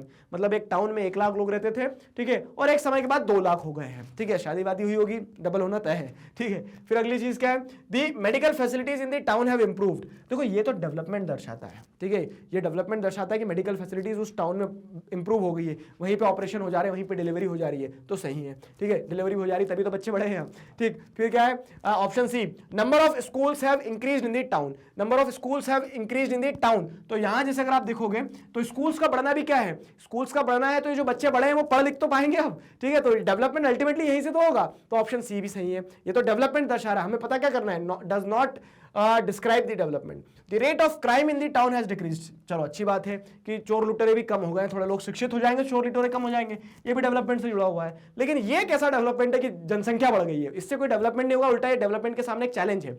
Increasing population is the biggest challenge. Country हमारा इतना ज्यादा, मतलब जैसे हम देखें कि हमारे पास भी वो सारे रिसोर्सेज हैं जो डेवलप्ड कंट्रीज के पास है, जियोग्राफिकल एरिया है, पानी है, जमीन है, सब कुछ है, लेकिन हम उतना डेवलप्ड क्यों नहीं है उनके बराबर, क्योंकि हमारी पॉपुलेशन खाई जा रही है हमें, ठीक है, पॉपुलेशन बिकम्स अ हर्डल। तो बढ़ती पॉपुलेशन डेवलपमेंट को डिस्क्राइब नहीं करती है, in fact it is a hurdle in the process of development. तो ऑप्शन ए जो है it does not describe development, ठीक है, option A should be the right answer. आया ना समझ में, option A should be the right answer. अगला सवाल देखिए क्या है, अगला सवाल ये रहा, the 2002 map here is an orthodox one which territories are resized according to the subject of interest। What subject of interest does the map show। ठीक है, तो अब यहां पे जैसे अगर आप देखोगे कि एक वर्ल्ड का मैप बना दिया गया, लेकिन वो वर्ल्ड का मैप ऐसा हो गया अजीब सा, मतलब पिचक गया, कहीं फूल गया, कहीं पिचक गया, ठीक है। तो मतलब एक ऑर्थोडॉक्स मैप है इस तरह से कि जो किसी एक इंडिकेटर को, ठीक है, is resized according to the subject of interest, मतलब सब्जेक्ट ऑफ इंटरेस्ट के हिसाब से। मान लो क्या है कि अच्छे फुटबॉलर्स कहां हैं, उस हिसाब से मैप बनाया जाए तो ब्राजील का मैप बहुत बड़ा हो जाएगा ऐसा, ठीक है। तो वो सब्जेक्ट ऑफ इंटरेस्ट के हिसाब से क्या कर दिया गया है, मैप को, वर्ल्ड मैप को रीसाइज कर दिया गया है। देखो सब्जेक्ट ऑफ इंटरेस्ट के हिसाब से ऑस्ट्रेलिया कितना बड़ा है, लेकिन उसको इतना छोटा कर दिया है। अब आपसे पूछा गया है कि वो सब्जेक्ट ऑफ इंटरेस्ट क्या है, मतलब ये मैप अगर ऐसा बनाया तो किस बेसिस पर बनाया है ये, ठीक है। तो लैंड एरिया पे बनाया क्या, नहीं, लैंड एरिया के हिसाब से बनाते तो रशिया का मैप सबसे बड़ा करना था, लेकिन देखो रशिया के मैप को तो उन्होंने वहीं पे समेट दिया, पिचका दिया पूरा, इस तरह से एक्सीडेंट हो गया होगा, ठीक है। ऐसा लग रहा है कि चाइना और इंडिया ने जाके क्या कर दी, भुसंडी मार दी ऊपर, तो पूरा चिपका दिया मैप को, ठीक। फिर क्या है, तो लैंड एरिया तो नहीं है, पॉपुलेशन हो सकता है क्या, जी हाँ। देखो सबसे हट्टे कट्टे कौन से दिख रहे हैं यहाँ पे मैप आपको, सबसे हट्टे कट्टे देखोगे चाइना और इंडिया ही दिख रहे हैं, और ये हट्टे कट्टे क्यों, क्योंकि इनकी पॉपुलेशन के हिसाब से। तो सब्जेक्ट ऑफ इंटरेस्ट यहाँ पे पॉपुलेशन के हिसाब से अगर मैपिंग की जाए तो कुछ ऐसा ही वर्ल्ड बनेगा। ऑस्ट्रेलिया को इतना छुटकू सा क्यों बना दिया, क्योंकि ऑस्ट्रेलिया में पॉपुलेशन कम है, ठीक है। हम हर साल तो एक ऑस्ट्रेलिया पैदा कर देते हैं इंडिया, ठीक है, यू नो कि इंडिया में जितना हर साल पॉपुलेशन ऐड होता है उतना टोटल पॉपुलेशन है ऑस्ट्रेलिया का, ठीक। तो पॉपुलेशन होना चाहिए, फ्यूल प्रोडक्शन नहीं होगा, वेल्थ डिस्ट्रीब्यूशन भी नहीं होगा, तो यहाँ पे population option B is the right answer, ठीक है, population option B is the right answer. अगला सवाल देखिए क्या है, अगला सवाल ये रहा, Which of the following is an indicator of urbanization in rural areas? Rural areas में अर्बनाइजेशन का क्या इंडिकेटर है, ठीक है, अर्बनाइजेशन का रूरल एरियाज में क्या इंडिकेटर है। A new classroom for the school building, increased use of mobile phone, frequent tree plantation drives, presence of large market. देखो नो डाउट कि एक स्कूल बिल्डिंग में नया क्लासरूम बनेगा तो वो डेवलपमेंट दर्शाएगा, लेकिन सारे ऑप्शंस पढ़ो। Increased use of mobile phones, तो ये मोबाइल फोन का ज्यादा इस्तेमाल करेंगे बच्चे तो वो तो और बैठे रह जाएंगे, अर्बनाइजेशन नहीं होगा, और मोबाइल फोन से अर्बनाइजेशन आ जाए नॉट नेसेसरी, ठीक है। तो ये सिर्फ कंफ्यूजन के लिए ऑप्शन डाल दिया हमने। Frequent tree plantation drive, very good, tree plantation drive से तो अच्छा कुछ हो ही नहीं सकता, लेकिन that will not be said as urbanisation, ठीक है, कि अर्बनाइजेशन हुआ ये नहीं कहेंगे आप। इन्वायरमेंटल अवेयरनेस बढ़ी वो कह सकते हो आप, अर्बनाइजेशन नहीं हुआ। प्रेजेंस ऑफ लार्ज मार्केट, जी हाँ, एक रूरल एरिया में अगर जैसे आप देखोगे बड़ा मार्केट बनता है अगर, तो इसका मतलब क्या है कि वो गांव शहर की तरफ जा रहा है, ठीक है, गांव से लोग शहर नहीं जा रहे हैं, गांव में ही शहर आ रहा है, वाह वाह, ठीक है। तो उस तरह से आपको समझ में आना चाहिए कि एक लार्ज मार्केट जब बनता है तो वो क्या कर देता है, वो अर्बनाइजेशन को दर्शाता है, कहीं ना कहीं वो बैलेंस आउट कर देता है चीजों को, कि आप गांव को ही शहर बना दो, बेहतर है कि लोग गांव छोड़ के जाए शहर के लिए, ठीक है। तो D is the right answer for this question, D is the right answer for this question. अगला सवाल, how does livestock farming cause global warming? ठीक है, लाइफ स्टॉक फार्मिंग से ग्लोबल वार्मिंग कैसे हो सकता है, ये सवाल है। तो heavy use of synthetic fertilisers, oxygen consumption by livestock, decomposition of livestock manure, methane production due to rice cultivation. ठीक है, लाइवस्टॉक फार्मिंग मतलब क्या? लाइवस्टॉक फार्मिंग यानी कि आप जानवर पशु पालन कर रहे हैं, ठीक है, आपने बहुत सारे जानवर पाल लिए, उससे ग्लोबल वार्मिंग कैसे हो सकता है? देखो सिंथेटिक फर्टिलाइजर, अब ऐसा तो नहीं है कि आप क्या है छोटा सा एक बछड़ा तो उसको फर्टिलाइजर डाल के बड़ा कर लोगे, तो वहां पे सिंथेटिक फर्टिलाइजर का लाइवस्टॉक फार्मिंग में उतना ज्यादा इस्तेमाल नहीं है, तो ये ऑप्शन एलिमिनेट कर दो। ठीक है, oxygen consumption by livestock, oxygen consumption कर लेने से लाइवस्टॉक के कोई ऐसा नहीं कि बहुत ज्यादा ग्लोबल वार्मिंग बढ़ जाएगी, जैसे इंसान जी रहा है वैसे मनुष्य वो जानवर भी जी रहे हैं, तो ऐसे बहुत ज्यादा इंपैक्ट नहीं आएगा ग्लोबल वार्मिंग में। लेकिन डीकंपोजिशन ऑफ लाइवस्टॉक मैन्योर, ठीक है, तो जो जैसे आप काउ डंग वगैरह है, ये सारी चीजें हैं, तो जब डीकंपोज होता है तो मीथेन रिलीज होती है। हाँ, वो मीथेन क्या करेगी? ग्लोबल वार्मिंग जरूर बढ़ा देगी, ये सही आंसर हो सकता है। आगे पढ़ो क्या? Methane production due to rice cultivation, rice cultivation से मीथेन प्रोडक्शन होगा तो वो लाइवस्टॉक फार्मिंग के अंदर में नहीं आएगा। ठीक है, इनहेरेंटली डिफेक्टेड क्वेश्चन, तो यहां देखोगे तो option C is the right answer. क्यों है, कैसे है, समझ में आ गया ना? Option C is the right answer for this question. अगला सवाल देखो, अगला सवाल क्या है? Which of the following is the primary objective of cooperative farming societies? मतलब कोऑपरेटिव फार्मिंग सोसाइटीज होती है, उन कोऑपरेटिव फार्मिंग सोसाइटीज का प्राइमरी ऑब्जेक्टिव क्या है, ये आपको बताना है। ठीक है, तो कोऑपरेटिव सोसाइटी से भी हम देख के आए ना, जैसे चलो एक होमवर्क दे देते हैं, एक और क्वेश्चन बताना है कि किन कंट्रीज में, एक कंट्री का नाम बताना दिया एनसीईआरटी में स्पेसिफिकली, ठीक है, जहां पे कोऑपरेटिव फार्मिंग जो है एक्सटेंसिव लेवल पे फार्मिंग की जाती है। Most of the farmers practice in a cooperative farm, ठीक है, practice farming in a cooperative farm. तो अब प्राइमरी ऑब्जेक्टिव क्या होता है पहले ये बताओ, और वो कंट्री तो आपको कमेंट सेक्शन में बताना है, आपकी कॉपी में आपको लिख के रखना है, होमवर्क क्वेश्चन है ये। To ensure profits to producers, to provide products to consumers at cheaper rates, to encourage people to buy only from international producers, to encourage producers to use organic fruits। देखो जरूरी नहीं कि organic use करें, जरूरी नहीं कि international producers से खरीदे। To provide products to the consumer, consumer नहीं, पहले किसके बारे में सोचा जाता है कि जो प्रोड्यूसर्स हैं सारे मिलकर कॉपरेट करके फार्मिंग करेंगे ताकि सबको प्रॉफिट हो। ठीक है, तो to ensure profits to producers, to ensure profits to producers is the right answer. Option A is the right answer for this question. ठीक है, option A is the right answer. अगला सवाल देखिए क्या है? The rapid urbanisation in India should take place along with a rapid reduction in poverty. बहुत अच्छी बात है कि जो शहरीकरण हो रहा है ना, तो शहरीकरण इस तरह से हो कि अर्बन सेंटर्स तो बने, लेकिन उन अर्बन सेंटर्स में ये ना हो कि कंट्रास्ट लेवल पे आपको पॉवर्टी देखने को मिले कि कोई बहुत ही अमीर हो गया, कोई बहुत ही गरीब रह गया। ठीक है, तो पॉवर्टी में भी रिडक्शन हो और अर्बनाइजेशन भी हो, राम राज्य आ जाए। ठीक है, तो ये स्टेटमेंट कह रहा है, सही बात है। Which of the following is an immediate way by which the government can reduce poverty in India? अब देखो क्या है क्वेश्चन, यही है इतना बस, ये तो सब क्या है कि वो बोलते हैं ना माहौल बनाया था क्वेश्चन के लिए इतने स्टेटमेंट ने। क्वेश्चन यहां से चालू हुआ, which of the following is an immediate way by which the government can reduce poverty? Government poverty को रिड्यूस कर सकती है, उसके लिए इमीडिएट वे क्या है? Provide free health care for unemployed youth, ठीक है, provide better roads and transport services, ये भी ठीक है, create more employment by setting up factories, ये भी ठीक है, सभी चीजों से पॉवर्टी कम होगी। लेकिन पूछा क्या है? इमीडिएट वे पूछा है। Encourage migration of people from rural to urban areas. अब देखो जब लोग रूरल से अर्बन एरियाज में आएंगे तो मतलब इसमें एक नेगेटिव पॉइंट वो देखने को मिल सकता है, तो ऐसा थोड़ी उनकी रेड कार्पेट एंट्री होगी, उनके लिए ही बस जॉब रखी हुई है। लेकिन फिर भी क्या होगा कि रूरल एरियाज में अगर वो डिस्गाइज्डली अनएम्प्लॉयड है, ठीक है, अगर रूरल एरियाज में उनके पास काम नहीं है, तो वो कम से कम अर्बन एरियाज में आके क्या कर सकते हैं? इमीडिएटली कुछ तो कमा सकते हैं। तो गवर्नमेंट उससे क्या कर सकती है? पॉवर्टी को रिड्यूस कर सकती है। अर्बन एरियाज की ग्रोथ के लिए जहां मतलब वर्कफोर्स की जरूरत है, फैक्ट्री में, कंस्ट्रक्शन साइट्स पे अनस्किल्ड लेबर्स की जरूरत है या फिर कोई स्किल्ड लेबर की जरूरत है, ठीक है, तो वो सारे लोग अगर क्या होते हैं रूरल एरिया से अर्बन एरियाज में जाएंगे तो नो डाउट उन्हें काम मिल जाएगा, नो डाउट उन्हें क्या मिल जाएगा? पैसा मिल जाएगा, जिससे पॉवर्टी रिड्यूस हो सकती है। तो the closest answer which I see here is option D. समझ में आई मेरी बात कैसे? ये सारी चीजें क्या है? देखा बोलोगे कि फैक्ट्रीज में तो सर एम्प्लॉयमेंट दे देना, तो इससे तो पॉवर्टी कम हो ही जाएगी, लेकिन इमीडिएटली होगा क्या? ऐसा थोड़ी कि मंत्र पढ़ेंगे फैक्ट्री बन जाएगी, समय लगेगा वहां पे, ठीक है, समय लगेगा। तो इस कारण से ऑप्शन सी एलिमिनेट हो जाएगा।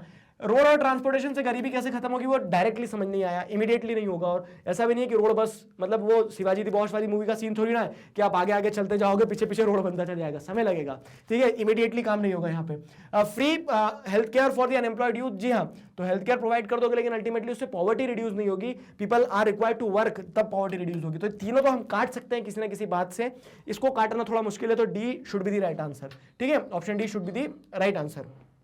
अगला सवाल, which of the following statements best explains the relationship between the climate, ठीक है, तो which of the following statements best explains the relationship between the climate, soil fertility and population density of a place. मतलब आपको 4 statements दिए गए, क्या दिया गया, big cities have always been built on the mountains, गलत, ठीक है, फिर क्या है, most of the ancient civilisation rose by rivers, Mohenjodaro, ध्यान नहीं, ठीक है, अभी बात करी थी हमने, densely populated cities are found in desert, ये भी गलत है, population is highest in cold places, ये भी गलत है। अब आपको ये बताना है कि best explain the relationship between climate, soil fertility and population. जी हाँ, तो क्या होगा कि रिवर्स के आजू बाजू क्या रहता है कि सॉइल फर्टिलिटी बहुत ज्यादा रहती है, फर्टाइल सॉइल रहती है, क्लाइमेट भी सूटेबल रहता है, लिवेबल रहता है, जैसे आप देखोगे गंगा जमुना द्वाब हो गया, ठीक है, चाइना में आप चले जाएंगे तो हांगहो रिवर के आजू बाजू जो हो गया, ठीक है, नाइल रिवर के आजू बाजू जो सिविलाइजेशन स्टैब्लिश हुई थी, तो इस कारण से क्या है कि रिवर्स के आजू बाजू सॉइल फर्टाइल रहती है, क्लाइमेट लिवेबल रहता है और पॉपुलेशन डेंसिटी भी वहां ज्यादा रहती है, ठीक है। तो ये वाला स्टेटमेंट जो है कि most of the ancient civilisation rose by the rivers, ठीक है, तो option B is the right answer. बाकी ए सी डी तो अपने आप में गलत है, तो यहां पे option B is the right answer for this question, ठीक है, option B is the right answer. अगला सवाल देखो, सैमुअल जॉनसन, ठीक है, अगला सवाल देखो क्या है, Samuel Johnson wrote the following in 1786, बहुत साल पहले लिख गए थे जब आप और हम और कोई भी नहीं था, ज्योग्राफी ऐसे स्मार्ट बोर्ड पे भी नहीं पढ़ाई जाती थी जब, ठीक है, तो सैमुअल जॉनसन ने क्या लिखा, देखो पढ़ो जरा इस चीज को, सैमुअल जॉनसन ने क्या लिखा कि इमिग्रेशन मूविंग अब्रॉड, ठीक है, इमिग्रेशन मतलब moving abroad lessons the comfort of living, fine, men thinly scattered make a shift but a bad shift without many things, ठीक है, a smith metal worker जो होता है, a smith is 10 miles off, a tailor is far from them, it is being concentrated which produces high convenience, ठीक है। तो अब देखिए, अब जैसे आप देखो तो यहां पे पूछा क्या गया है, क्वेश्चन क्या पूछा गया है, Which of the following best describes the author's perspective?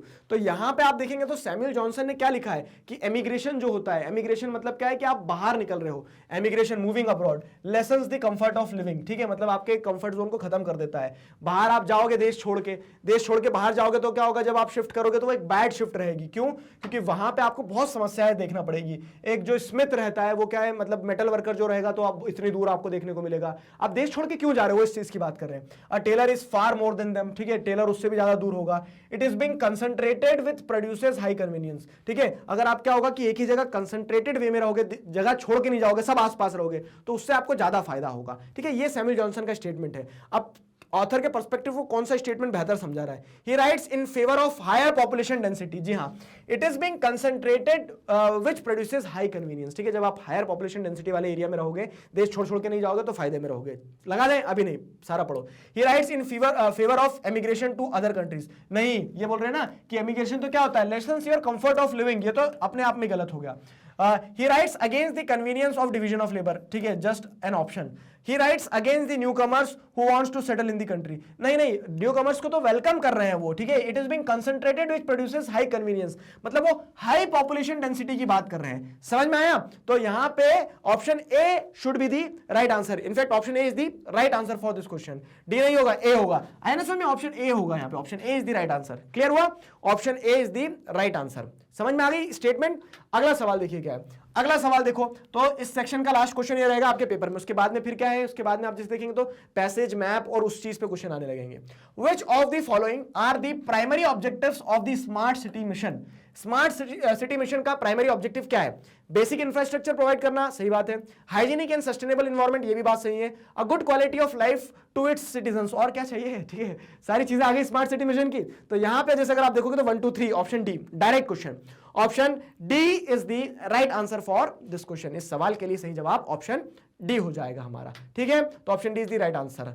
And welcome to this section. अब देखो नया सेक्शन आ गया, अब यहां पे क्या है, answer the following 4 questions based on the passage given below, ठीक है, तो जो पैसेज दिया है इस पैसेज के हिसाब से आपको क्या करना है, 4 क्वेश्चंस का जवाब देना है यहां पे, ठीक है। तो देखो पैसेज को पढ़ते हैं जरा, सबसे पहले क्या है, the pressure on land resources is increasing with more demand for food production, this has forced farmers to develop land for agricultural production and adopt intensive and unsustainable। अच्छा रुक जाओ एक मिनट, सबसे पहले इंपॉर्टेंट चीज तो सुनी लो मेरी, क्या है वो कि देखो एक निंजा टेक्निक में बता रहा हूं कि जो पैसेज बेस्ड क्वेश्चन आएंगे ना, तो क्वेश्चन पढ़ने से पहले क्या करना कि मतलब पैसेज पढ़ने से पहले एक बार क्वेश्चन पढ़ लेना सारे, मतलब जैसे 49 50 51 52 ये 4 क्वेश्चन इस पैसेज थे ना, तो पहले पैसेज पढ़ने से पहले क्वेश्चन पढ़ लेना, ठीक है। हो सकता है कि क्वेश्चन पढ़ते से आपको आंसर मिल जाए, और दूसरी चीज कि अगर आंसर नहीं मिल रहा है तो क्वेश्चन जो है सबकॉन्शियसली आपके माइंड में बैठ बैठ जाएगा। ठीक है, तो जब आप पैसेज पढ़ोगे ना तो कुछ क्वेश्चन के आंसर आपको पैसेज में डायरेक्ट पढ़ते समय मिल जाएंगे। तो पहले एक बार क्वेश्चन पढ़ लेना, ठीक है, मतलब रिवर्स मोड पे काम करके देखना, मजा आएगा। प्रैक्टिकली मुझे बहुत बेनिफिट मिलता है इस चीज से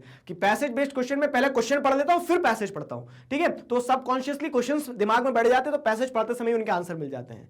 ठीक, चलो देखो तो कहां तक पढ़ लिया था हमने? The pressure on the land resources increasing with more demand on the food production, this has forced farmers to develop land and agriculture production and adopt intensive and sustainable land use techniques that can cause high level of soil erosion. ठीक है, increasing pressure on urbanisation and industrialisation and anthropogenic activities. Anthropogenic मतलब क्या होता है? Human beings वाली activities such as building of roads, dams, construction activities are also increasing the rate of erosion of the soil in India. मतलब soil erosion की बात की गई है, फूड प्रोडक्शन के कारण लैंड पे प्रेशर बढ़ रहा है, अनसस्टेनेबल टेक्निक वगैरह का इस्तेमाल कर रहे हैं जिससे सॉइल इरोजन हो रहा है। ठीक है, the different kinds and increasing extent of soil of erosion contribute to rapid conversion of cultivable lands into wastelands। ठीक है, wasteland बन जाती, सही बात है।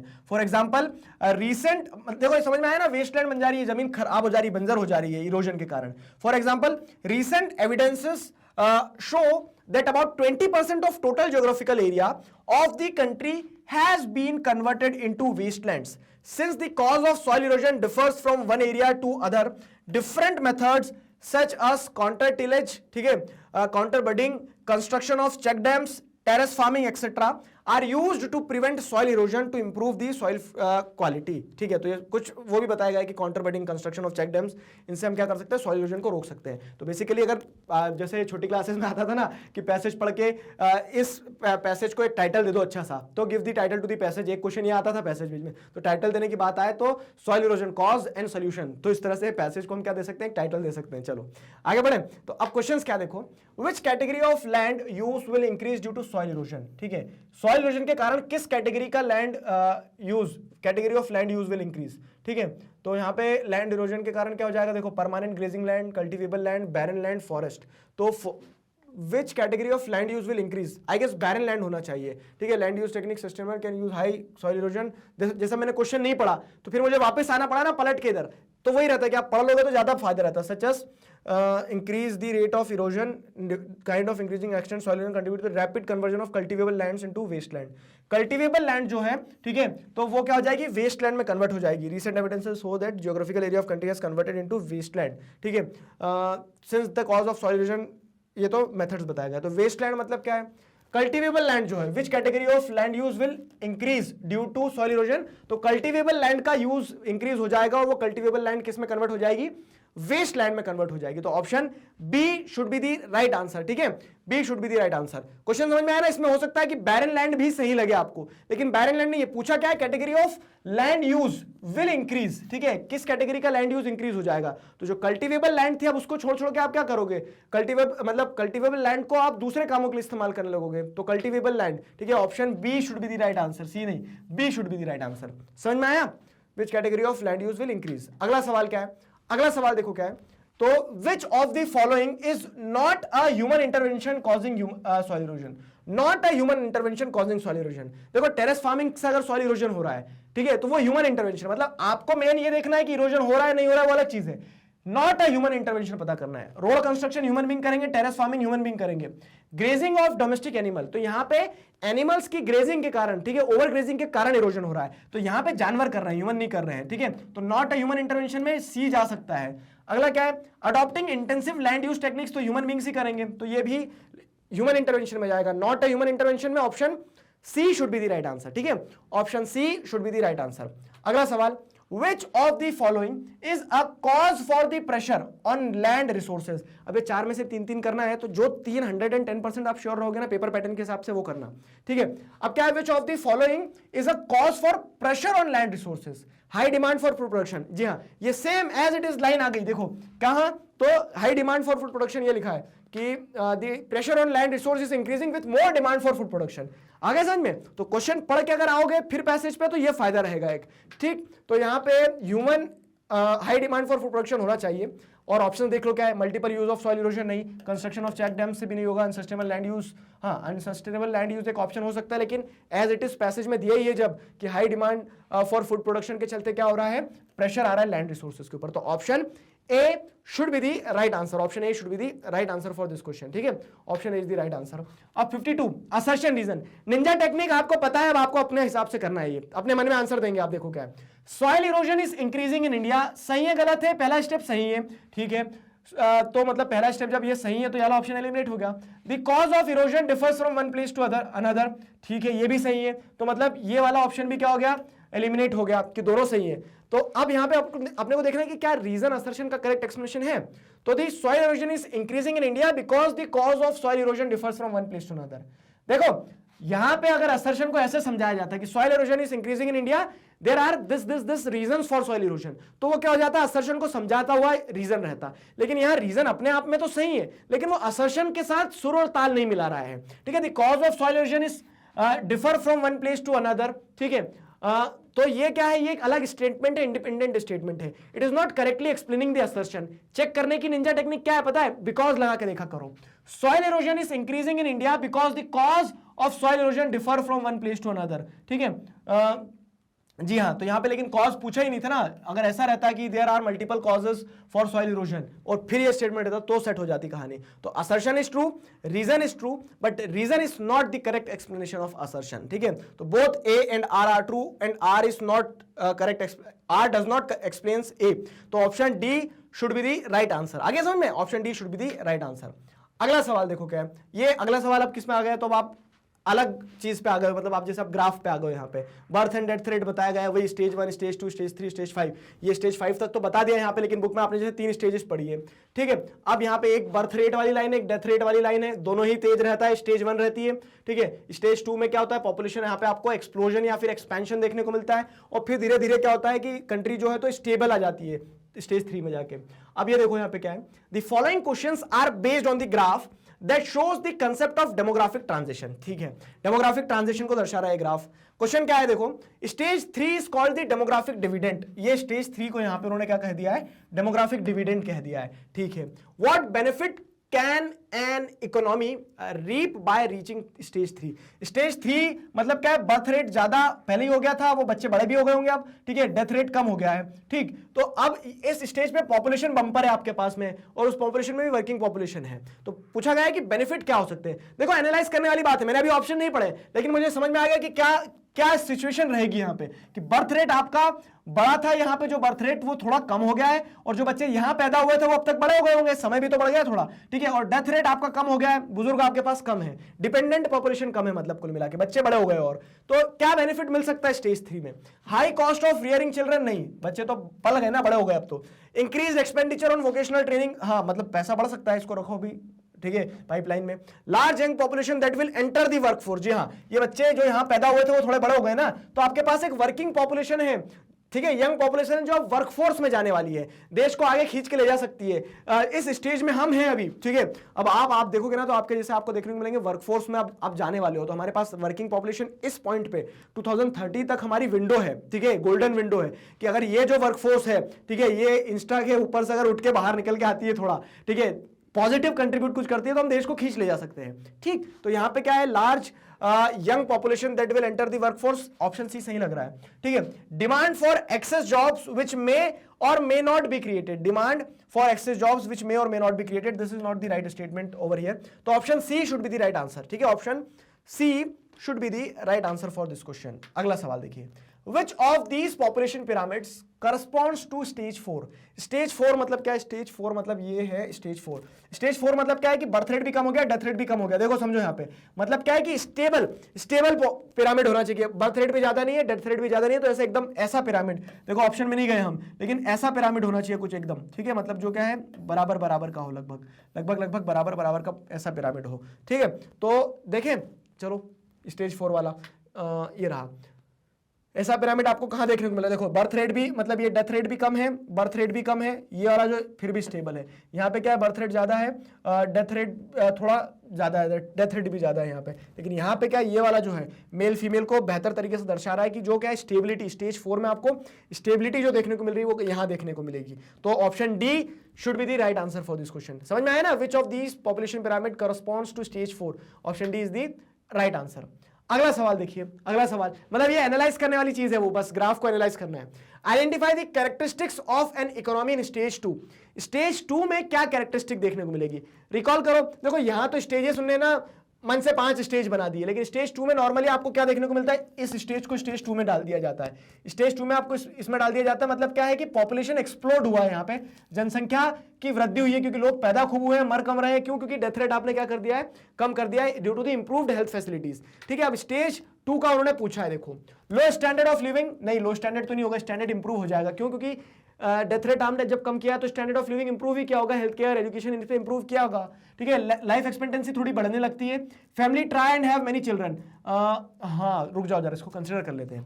Population growth slow down, population growth slow down, increase number of old people, laser number of children पर family, नहीं यहाँ पे तो बच्चे बढ़ रहे हैं। पॉपुलेशन रैपिड पॉपुलेशन ग्रोथ में more young children than old people, society begin to value female literacy. जी हाँ, स्टेज 2 की अगर बात करें ना, देखो क्या क्या बात कहा जा रहा है कि बर्थ रेट बढ़ा है, डेथ रेट कम हुआ है, मतलब क्या है? बच्चे ज्यादा होंगे, बुजुर्ग कम होंगे, और वही चीज यहां पे दर्शाई जा रही है। देखो ऑप्शन में रैपिड पॉपुलेशन ग्रोथ हो रहा है, more young children than old people, society begin to value female literacy. जी हाँ, अब क्या होगा ना, धीरे धीरे जब आपके पास में आप डेमोग्राफिकली ट्रांजिट करोगे तो आप एजुकेशन पे फोकस करने लगोगे। Option C is the most closest option which I can see. पहले जब चौथा तो देखो high standard of living, more old people than young children, नहीं ये तो स्टेज 3 में आएगा, मतलब आप जब क्या कर जाएंगे, जब आपका डेथ रेट भी कम हो जाएगा, बर्थ रेट भी कम हो जाएगा, तो ये नहीं होगा। नेग्लिजिबल और नेगेटिव पॉपुलेशन ग्रोथ, नहीं स्टेज 2 में पॉपुलेशन ग्रोथ तो देखने को मिलेगी, तो इन तीनों को आप एलिमिनेट कर सकते हो। Option C is the closest answer. ठीक है, option C is the right answer, तो option C is the right answer for this question. अगला सवाल देखिए, Japan is soon approaching the global highest proportion of elderly citizen, मतलब वहां पे बुजुर्ग सबसे ज्यादा होने वाले हैं। Which of these not contributed to this phenomena? अब अगर वहां पे ग्लोबल एल्डरली सिटीजन सबसे ज्यादा होने वाले हैं, तो इनमें से कौन सा ऑप्शन इस चीज के लिए रिस्पॉन्सिबल नहीं है? नॉट, ठीक है, not contributed to this phenomena. Low birth rate, low fertility rate, low life expectancy. Low life expectancy नहीं होना चाहिए, क्यों? क्योंकि हाई लाइफ एक्सपेक्टेंसी है तभी तो एल्डरली सिटीजन्स हैं, वो बुजुर्ग तक पहुंच क्यों पाए? क्योंकि उनकी लाइफ एक्सपेक्टेंसी उतनी ज्यादा है, तभी तो वो कंट्रीब्यूट कर रहे हैं, तभी वो इस दुनिया से जा नहीं रहे, वो सर्वाइव कर रहे हैं, और इसी कारण से क्या है, एल्डरली सिटीजन्स की पॉपुलेशन का प्रोपोर्शन बढ़ रहा है। ठीक है, लो बर्थ रेट भी एक कारण है कि बच्चे कम है, बुजुर्ग ज्यादा हो गए, बच्चे बुजुर्ग तो हैं लेकिन मतलब ऐसे है ना, एक मैंने कहीं पढ़ा था, बहुत अच्छी चीज थी वो, कि in today's society parents do not have childrens and childrens do not have parents, मतलब लेट शादी करना, बच्चे लेट पैदा हो रहे हैं। ठीक है, जब बच्चे पैदा हो रहे हैं तो फिर पेरेंट्स नहीं रहते, पेरेंट्स काम धंधे में लगे हुए हैं, तो उस तरह से वो गैप जो रहता है, तो लो बर्थ रेट एक कारण है। ठीक है, लो फर्टिलिटी रेट, लो बर्थ रेट एक ही बात हो गई। ठीक है, लो मतलब आपको नॉट पता करना, नॉट कंट्रीब्यूटेड, तो ये सारे कारण से तो एल्डरली सिटीजन बढ़ रहे हैं। ठीक है, लो माल न्यूट्रिशन लेवल, जी हाँ माल न्यूट्रिशन लेवल लो था, इसी कारण क्या सब नरिश थे, तो वो बुजुर्ग बुढ़ापे तक चल गए। ठीक है, तो ये भी क्या है, ये भी कंट्रीब्यूट कर रहा है किस चीज में, एल्डरली सिटीजन्स का प्रोपोर्शन बढ़ाने में। हमें नॉट पता करना था, तो low life expectancy is the right answer, C is the right answer for this question. ठीक है, option C is the right answer. अगला सवाल देखिए क्या है, अगला सवाल ये रहा, for visually impaired candidates in lieu of question number 53 to 56, तो जो बच्चे कह सकते हैं देख नहीं पाते ना, विजुअली इंपेयर्ड कैंडिडेट्स होते हैं, तो उन प्यारे बच्चों के लिए क्या है, ये क्वेश्चन आया। अब ग्राफ आप देख नहीं पाओगे, एनालाइज नहीं कर पाओगे, तो आप लोगों को ये क्वेश्चन सॉल्व करना होंगे। Which of the following occurs the first stage of demographic transition? First stage में क्या होता है? हाई फर्टिलिटी, हाई मोर्टिलिटी, सही बात है। स्प्रेड ऑफ एजुकेशन नहीं होता है, इंफ्रास्ट्रक्चर डेवलपमेंट नहीं होता है, रैपिड ट्रांजिशन भी नहीं होता है। ये अच्छा, चलो एक होमवर्क क्वेश्चन देता हूं मैं आपको कि rapid transition from agrarian to industrial economy, ये किस स्टेज में आपको देखने को मिलता है? Rapid transition from agrarian to industrial economy, ये किस आपको स्टेज में देखने को मिलता है? ये होमवर्क क्वेश्चन होगा, कॉपी में लिख लेना, कमेंट सेक्शन में लिख के देना है तो वहां लिख देना। ठीक है, तो यहां पे ये डी मैंने आपसे होमवर्क पूछ लिया। बाकी इस सवाल के लिए क्या रहेगा कि फर्स्ट स्टेज में तो आपको हाई फर्टिलिटी और हाई मोर्टिलिटी दोनों चीजें देखने को मिलेगी। कंपटीशन हो रहा है, ठीक है, पॉपुलेशन ग्रोथ नहीं होती लेकिन खूब पैदा भी हो रहे हैं और खूब ऊपर स्वर्ग भी सिधार रहे हैं, तो option A is the right answer. अगला सवाल देखिए क्या है, Which of the following is incorrect about the current stage of demographic transition in the world? ठीक है, current stage of demographic transition in the world के context में कौन सा statement incorrect है? All countries are going through population growth, सही बात है, सभी जगह population growth तो हो ही रही है, कोई तेजी से कर रहा है, कोई स्लो कर रहा है। All countries are in the same stage of demographic transition. हमें इनकरेक्ट पता करना है और यही इनकरेक्ट होगा। सबका डेमोग्राफिक ट्रांजिशन अलग अलग है। कुछ कंट्रीज एग्रेरियन से इंडस्ट्रियल हो गई है, कुछ कंट्रीज जैसे अभी देखा हमने सब सहारन, वहां यही चल रहा है कि बच्चे पैदा ज्यादा होंगे या जाएंगे ऊपर ज्यादा, ठीक है। तो उस तरह से क्या है कि कोई अभी फर्स्ट स्टेज में ही है। तो all countries are in the same stage of demographic transition, so this statement is technically incorrect, ठीक है। डिफरेंट, लेकिन सारे पढ़ो, different countries have different mortality and fertility rate, ये सही बात है। Different country show great different stage of technological advancement, ये बात भी सही है। तो इनकरेक्ट यहां पे ऑप्शन बी ही है। Option B is the incorrect answer, incorrect statement, and in this case this is the correct answer for this question, ठीक है। तो option B is the right answer. अगला सवाल, which of the following is the reason for the high fertility rate in the first stage of demographic transition? अब सुनो मेरी बात, एक ये जो क्वेश्चन रहेंगे विजुअली इंपेयर्ड कैंडिडेट्स के लिए, आप लोगों को फिल नहीं करना है, ठीक है। तो ये चीज ध्यान रखना, कभी कभी बच्चे जल्दीबाजी में गड़बड़ कर देते हैं। ओएमआर पे विशेष ध्यान रखना। वैसे तो ऑप्शन वही रहेंगे, लेकिन विजुअली इंपेयर्ड कैंडिडेट्स की खैर आंसर शीट भी अलग रहेगी, और मतलब ओएमआर भी उनके लिए अलग रहेगी। which of the following is the reason for high fertility rate in the first stage of demographic transition? First stage of demographic transition में क्या बच्चे पैदा खूब होते हैं, हाई बर्थ रेट रहता है। तो हाई बर्थ रेट के लिए क्या कारण हो सकता है, हाई फर्टिलिटी रेट के लिए क्या कारण हो सकता है, ये बताना है आपको। इंक्रीज इन माइग्रेशन, नहीं, माइग्रेशन हो जाने से बच्चे थोड़ी पैदा हो जाते हैं। Lack of awareness of family planning, ठीक है, ये हो सकता है। Improved health and sanitation facility, नहीं, उससे तो हेल्थ और सैनिटेशन फैसिलिटी इंप्रूव्ड होगी तो उससे क्या होगा, उससे लोग अवेयर होंगे, थोड़े बच्चे कम होंगे, तो ये तो नहीं होगा। टेक्नोलॉजिकल एडवांसमेंट, टेक्नोलॉजी से क्या होता है, बच्चे मतलब ये टेस्ट ट्यूब बेबीज हो जाएंगे। तो technological advanced methods in helping childless couples, no, ठीक है, ये नहीं होगा, ठीक है। तो जैसा अगर देखा जाए ना, तो most appropriate option is lack of awareness of family planning. कोई फैमिली प्लानिंग नहीं है तो टीम बनाए जा रहे हैं क्रिकेट की, और इसी कारण से क्या होता है कि आप देखते हैं हाई फर्टिलिटी रेट रहता है, ठीक है, in the first stage of demographic transition. तो option B is the right answer. अगला सवाल, how many stages does the demographic transition model have? तो अब देखो, कंफ्यूज मत होना कि इसमें जो पेपर में दिया है, ठीक है, जो कह सकते हैं नॉर्मल कैंडिडेट्स के लिए दिया है, तो जो विजुअली एबल है, ठीक है, उन कैंडिडेट्स के लिए, देखो नॉर्मल से भी है, विजुअली जो एबल है उन कैंडिडेट्स के लिए क्या है, उन कैंडिडेट्स के लिए जो दिया तो उसमें 5 स्टेज बना दिए इस ग्राफ में, इस क्वेश्चन पेपर में। लेकिन नॉर्मली जैसे अगर आप देखोगे बुक में जो आपने पढ़ा था, 3 स्टेजेस होती हैं, पहली स्टेज, दूसरी स्टेज, और मतलब पॉपुलेशन एक्सप्लोजन वाली, ट्रांजिशन वाली और इनिशियल स्टेज। तो वहां पे 3 स्टेजेस होती है, तो option B is the right answer, ठीक है। ऑप्शन बी इज 3 स्टेजेस, मतलब ऑप्शन बी होना चाहिए था, ठीक है। तो इसको ऊपर कर देते हैं, 3 स्टेजेस, ठीक है, stage 1 2 3, option B is the right answer, ठीक है, इसको हटा दें। तो how many stages does the demographic transition model have? तो ऑप्शन बी 3 स्टेजेस, ठीक है। चलो अब देखो क्या है, फिर अब यही वाला attempt any 3 questions from the following questions, 57 और से 60। तो ऐसे ही आप जैसे देखोगे ना, तो 49 से 52 तक 4 थे, उनमें से 3 करना रहेगा पेपर पैटर्न के हिसाब से। 53 से 56 तक 4 में से 3 करना रहेगा, और यहां 57 में से 60 जो है, तो उसमें भी क्या है, 4 में से 3 करना रहेगा। अब देखो क्या है, तो according to the table which of the following countries has more favorable factors leading to population explosion, ठीक है। तो इस टेबल के हिसाब से कौन सी कंट्री जो है जिसमें ज्यादा फेवरेबल फैक्टर्स है जिसके चलते पॉपुलेशन एक्सप्लोजन हुआ है। देखो पॉपुलेशन एक्सप्लोजन सिंपल सी चीज है। अब देखो यहाँ पे, हाँ, एक डिफेक्ट यहाँ पे पेपर में ये भी है। क्या डिफेक्ट है कि टेबल में कॉन्टिनेंट्स के नाम दिए हैं और इधर ऑप्शंस में कंट्रीज के नाम दिए हैं। तो अब यहाँ पे आपको ये ध्यान रखना पड़ेगा कि किस कॉन्टिनेंट में कौन सी कंट्री है, ये थोड़ा सा आपको ध्यान रखना पड़ेगा। तो which of the following countries has more favorable factors leading to population explosion?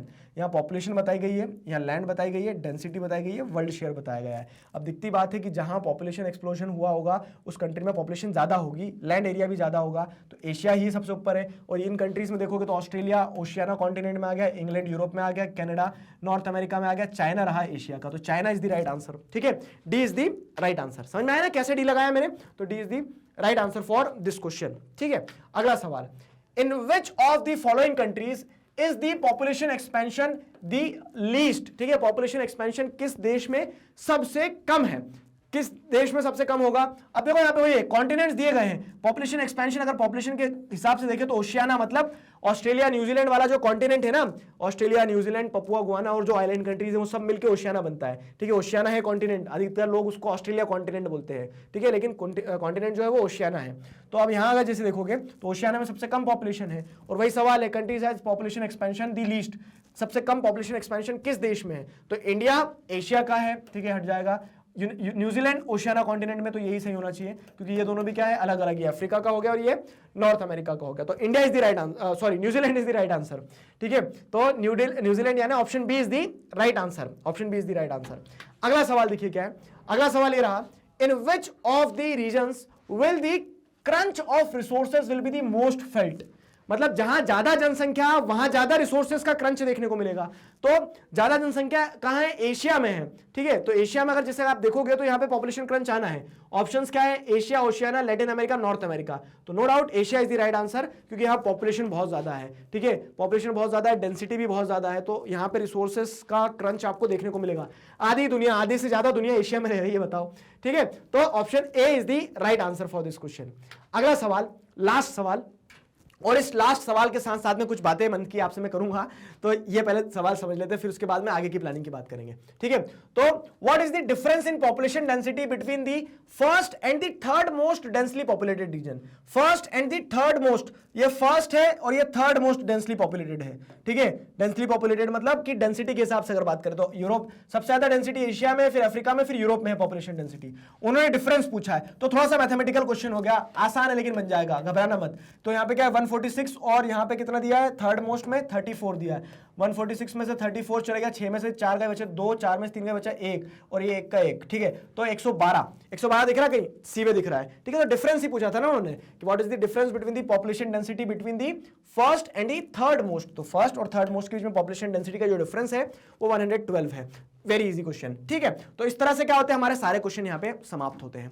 अब सुनो मेरी बात, क्या आगे की कहानी क्या है। तो हमने पेपर तो पूरा डिस्कस कर लिया, ठीक है। ये जो प्रैक्टिस क्वेश्चंस थे, जरूरी नहीं है कि इतना, मतलब यहाँ पे हो सकता है कि कुछ लेवल आपको टफ लगाओ, इतना टफ आए जरूरी नहीं है, और जरूरी ये भी नहीं कि बहुत इजी आ जाए, लेकिन इससे आपको एक आइडिया मिल गया, कुछ क्वेश्चंस मिल गए जो प्रैक्टिस कर लिए, एनालाइज करने वाले क्वेश्चंस मिल गए हैं, ठीक है। तो ये सारी चीजें आपको करके कैसा लगा ये कमेंट सेक्शन में मुझे बता देना, ठीक है। एनसीईआरटी रीड करना बहुत ज्यादा जरूरी है। मैंने हर चैप्टर पे वीडियो बनाया है, नो डाउट कहीं ना कहीं क्लास 12th वाले जो स्टूडेंट्स हैं, I feel sorry for you. क्यों? क्योंकि मैं उतना समय नहीं दे पाता था, देयर आर मल्टीपल थिंग्स, ठीक है। कुछ पर्सनल लेवल पे चीजें सही नहीं रही, कुछ कह सकते हैं कि ये हुआ कि टाइम कम मिला मुझे, बाकी स्टिल, ठीक है, it's never too late to start now and be the winner.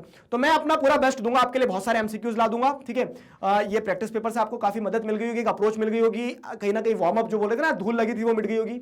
NCERT पढ़ना, खुद पढ़ना, ठीक है। पहली बार मत खोलना ताजा, अगर नोट्स बने हैं तो वो बढ़िया है, अगर पहली बार एनसीईआरटी पढ़ रहे हो तो फिर मत पढ़ना क्योंकि समय कम है, ठीक है। जिस टॉपिक में डाउट है, जो टॉपिक समझ नहीं आता स्पेसिफिक, उसका वीडियो लेक्चर देख लो, मैप वर्क में आपको करवा दूंगा, एमसीक्यूज दोनों बुक के करवा दूंगा, कुछ सैंपल पेपर सॉल्व कर लेंगे, that will be sufficient for the practice part, ठीक है। That will be sufficient for the practice on the practice part from our side. लेकिन आपको आपके एंड पे और मेहनत करना पड़ेगी, वो ये है कि पुश मारना पड़ेगा, एनसीईआरटी रीड करना पड़ेगा, टॉपिक्स को एक बार फिर से रिवाइज करना पड़ेगा, ठीक है बाबू। चिंता मत करना किसी चीज की, I am there for you. Clear हुआ? तो साइनिंग ऑफ, आज के इस वीडियो को हम कंप्लीट करते हैं। आपको और अपडेट्स मिल जाएंगे, स्टे अपडेटेड, ठीक है। चैनल पर आपको मैं सारी चीजें बता दूंगा, कम्युनिटी पोस्ट, स्टोरीज के थ्रू, शॉर्ट्स के थ्रू। क्लियर हुआ? तो इसे देखिए, आगे एमसीक्यूज जब आएंगे you will be informed. Clear है? तब तक अपना ध्यान रखिए, पढ़ते रहिए। Signing off with this together we can, we will. Thank you very much.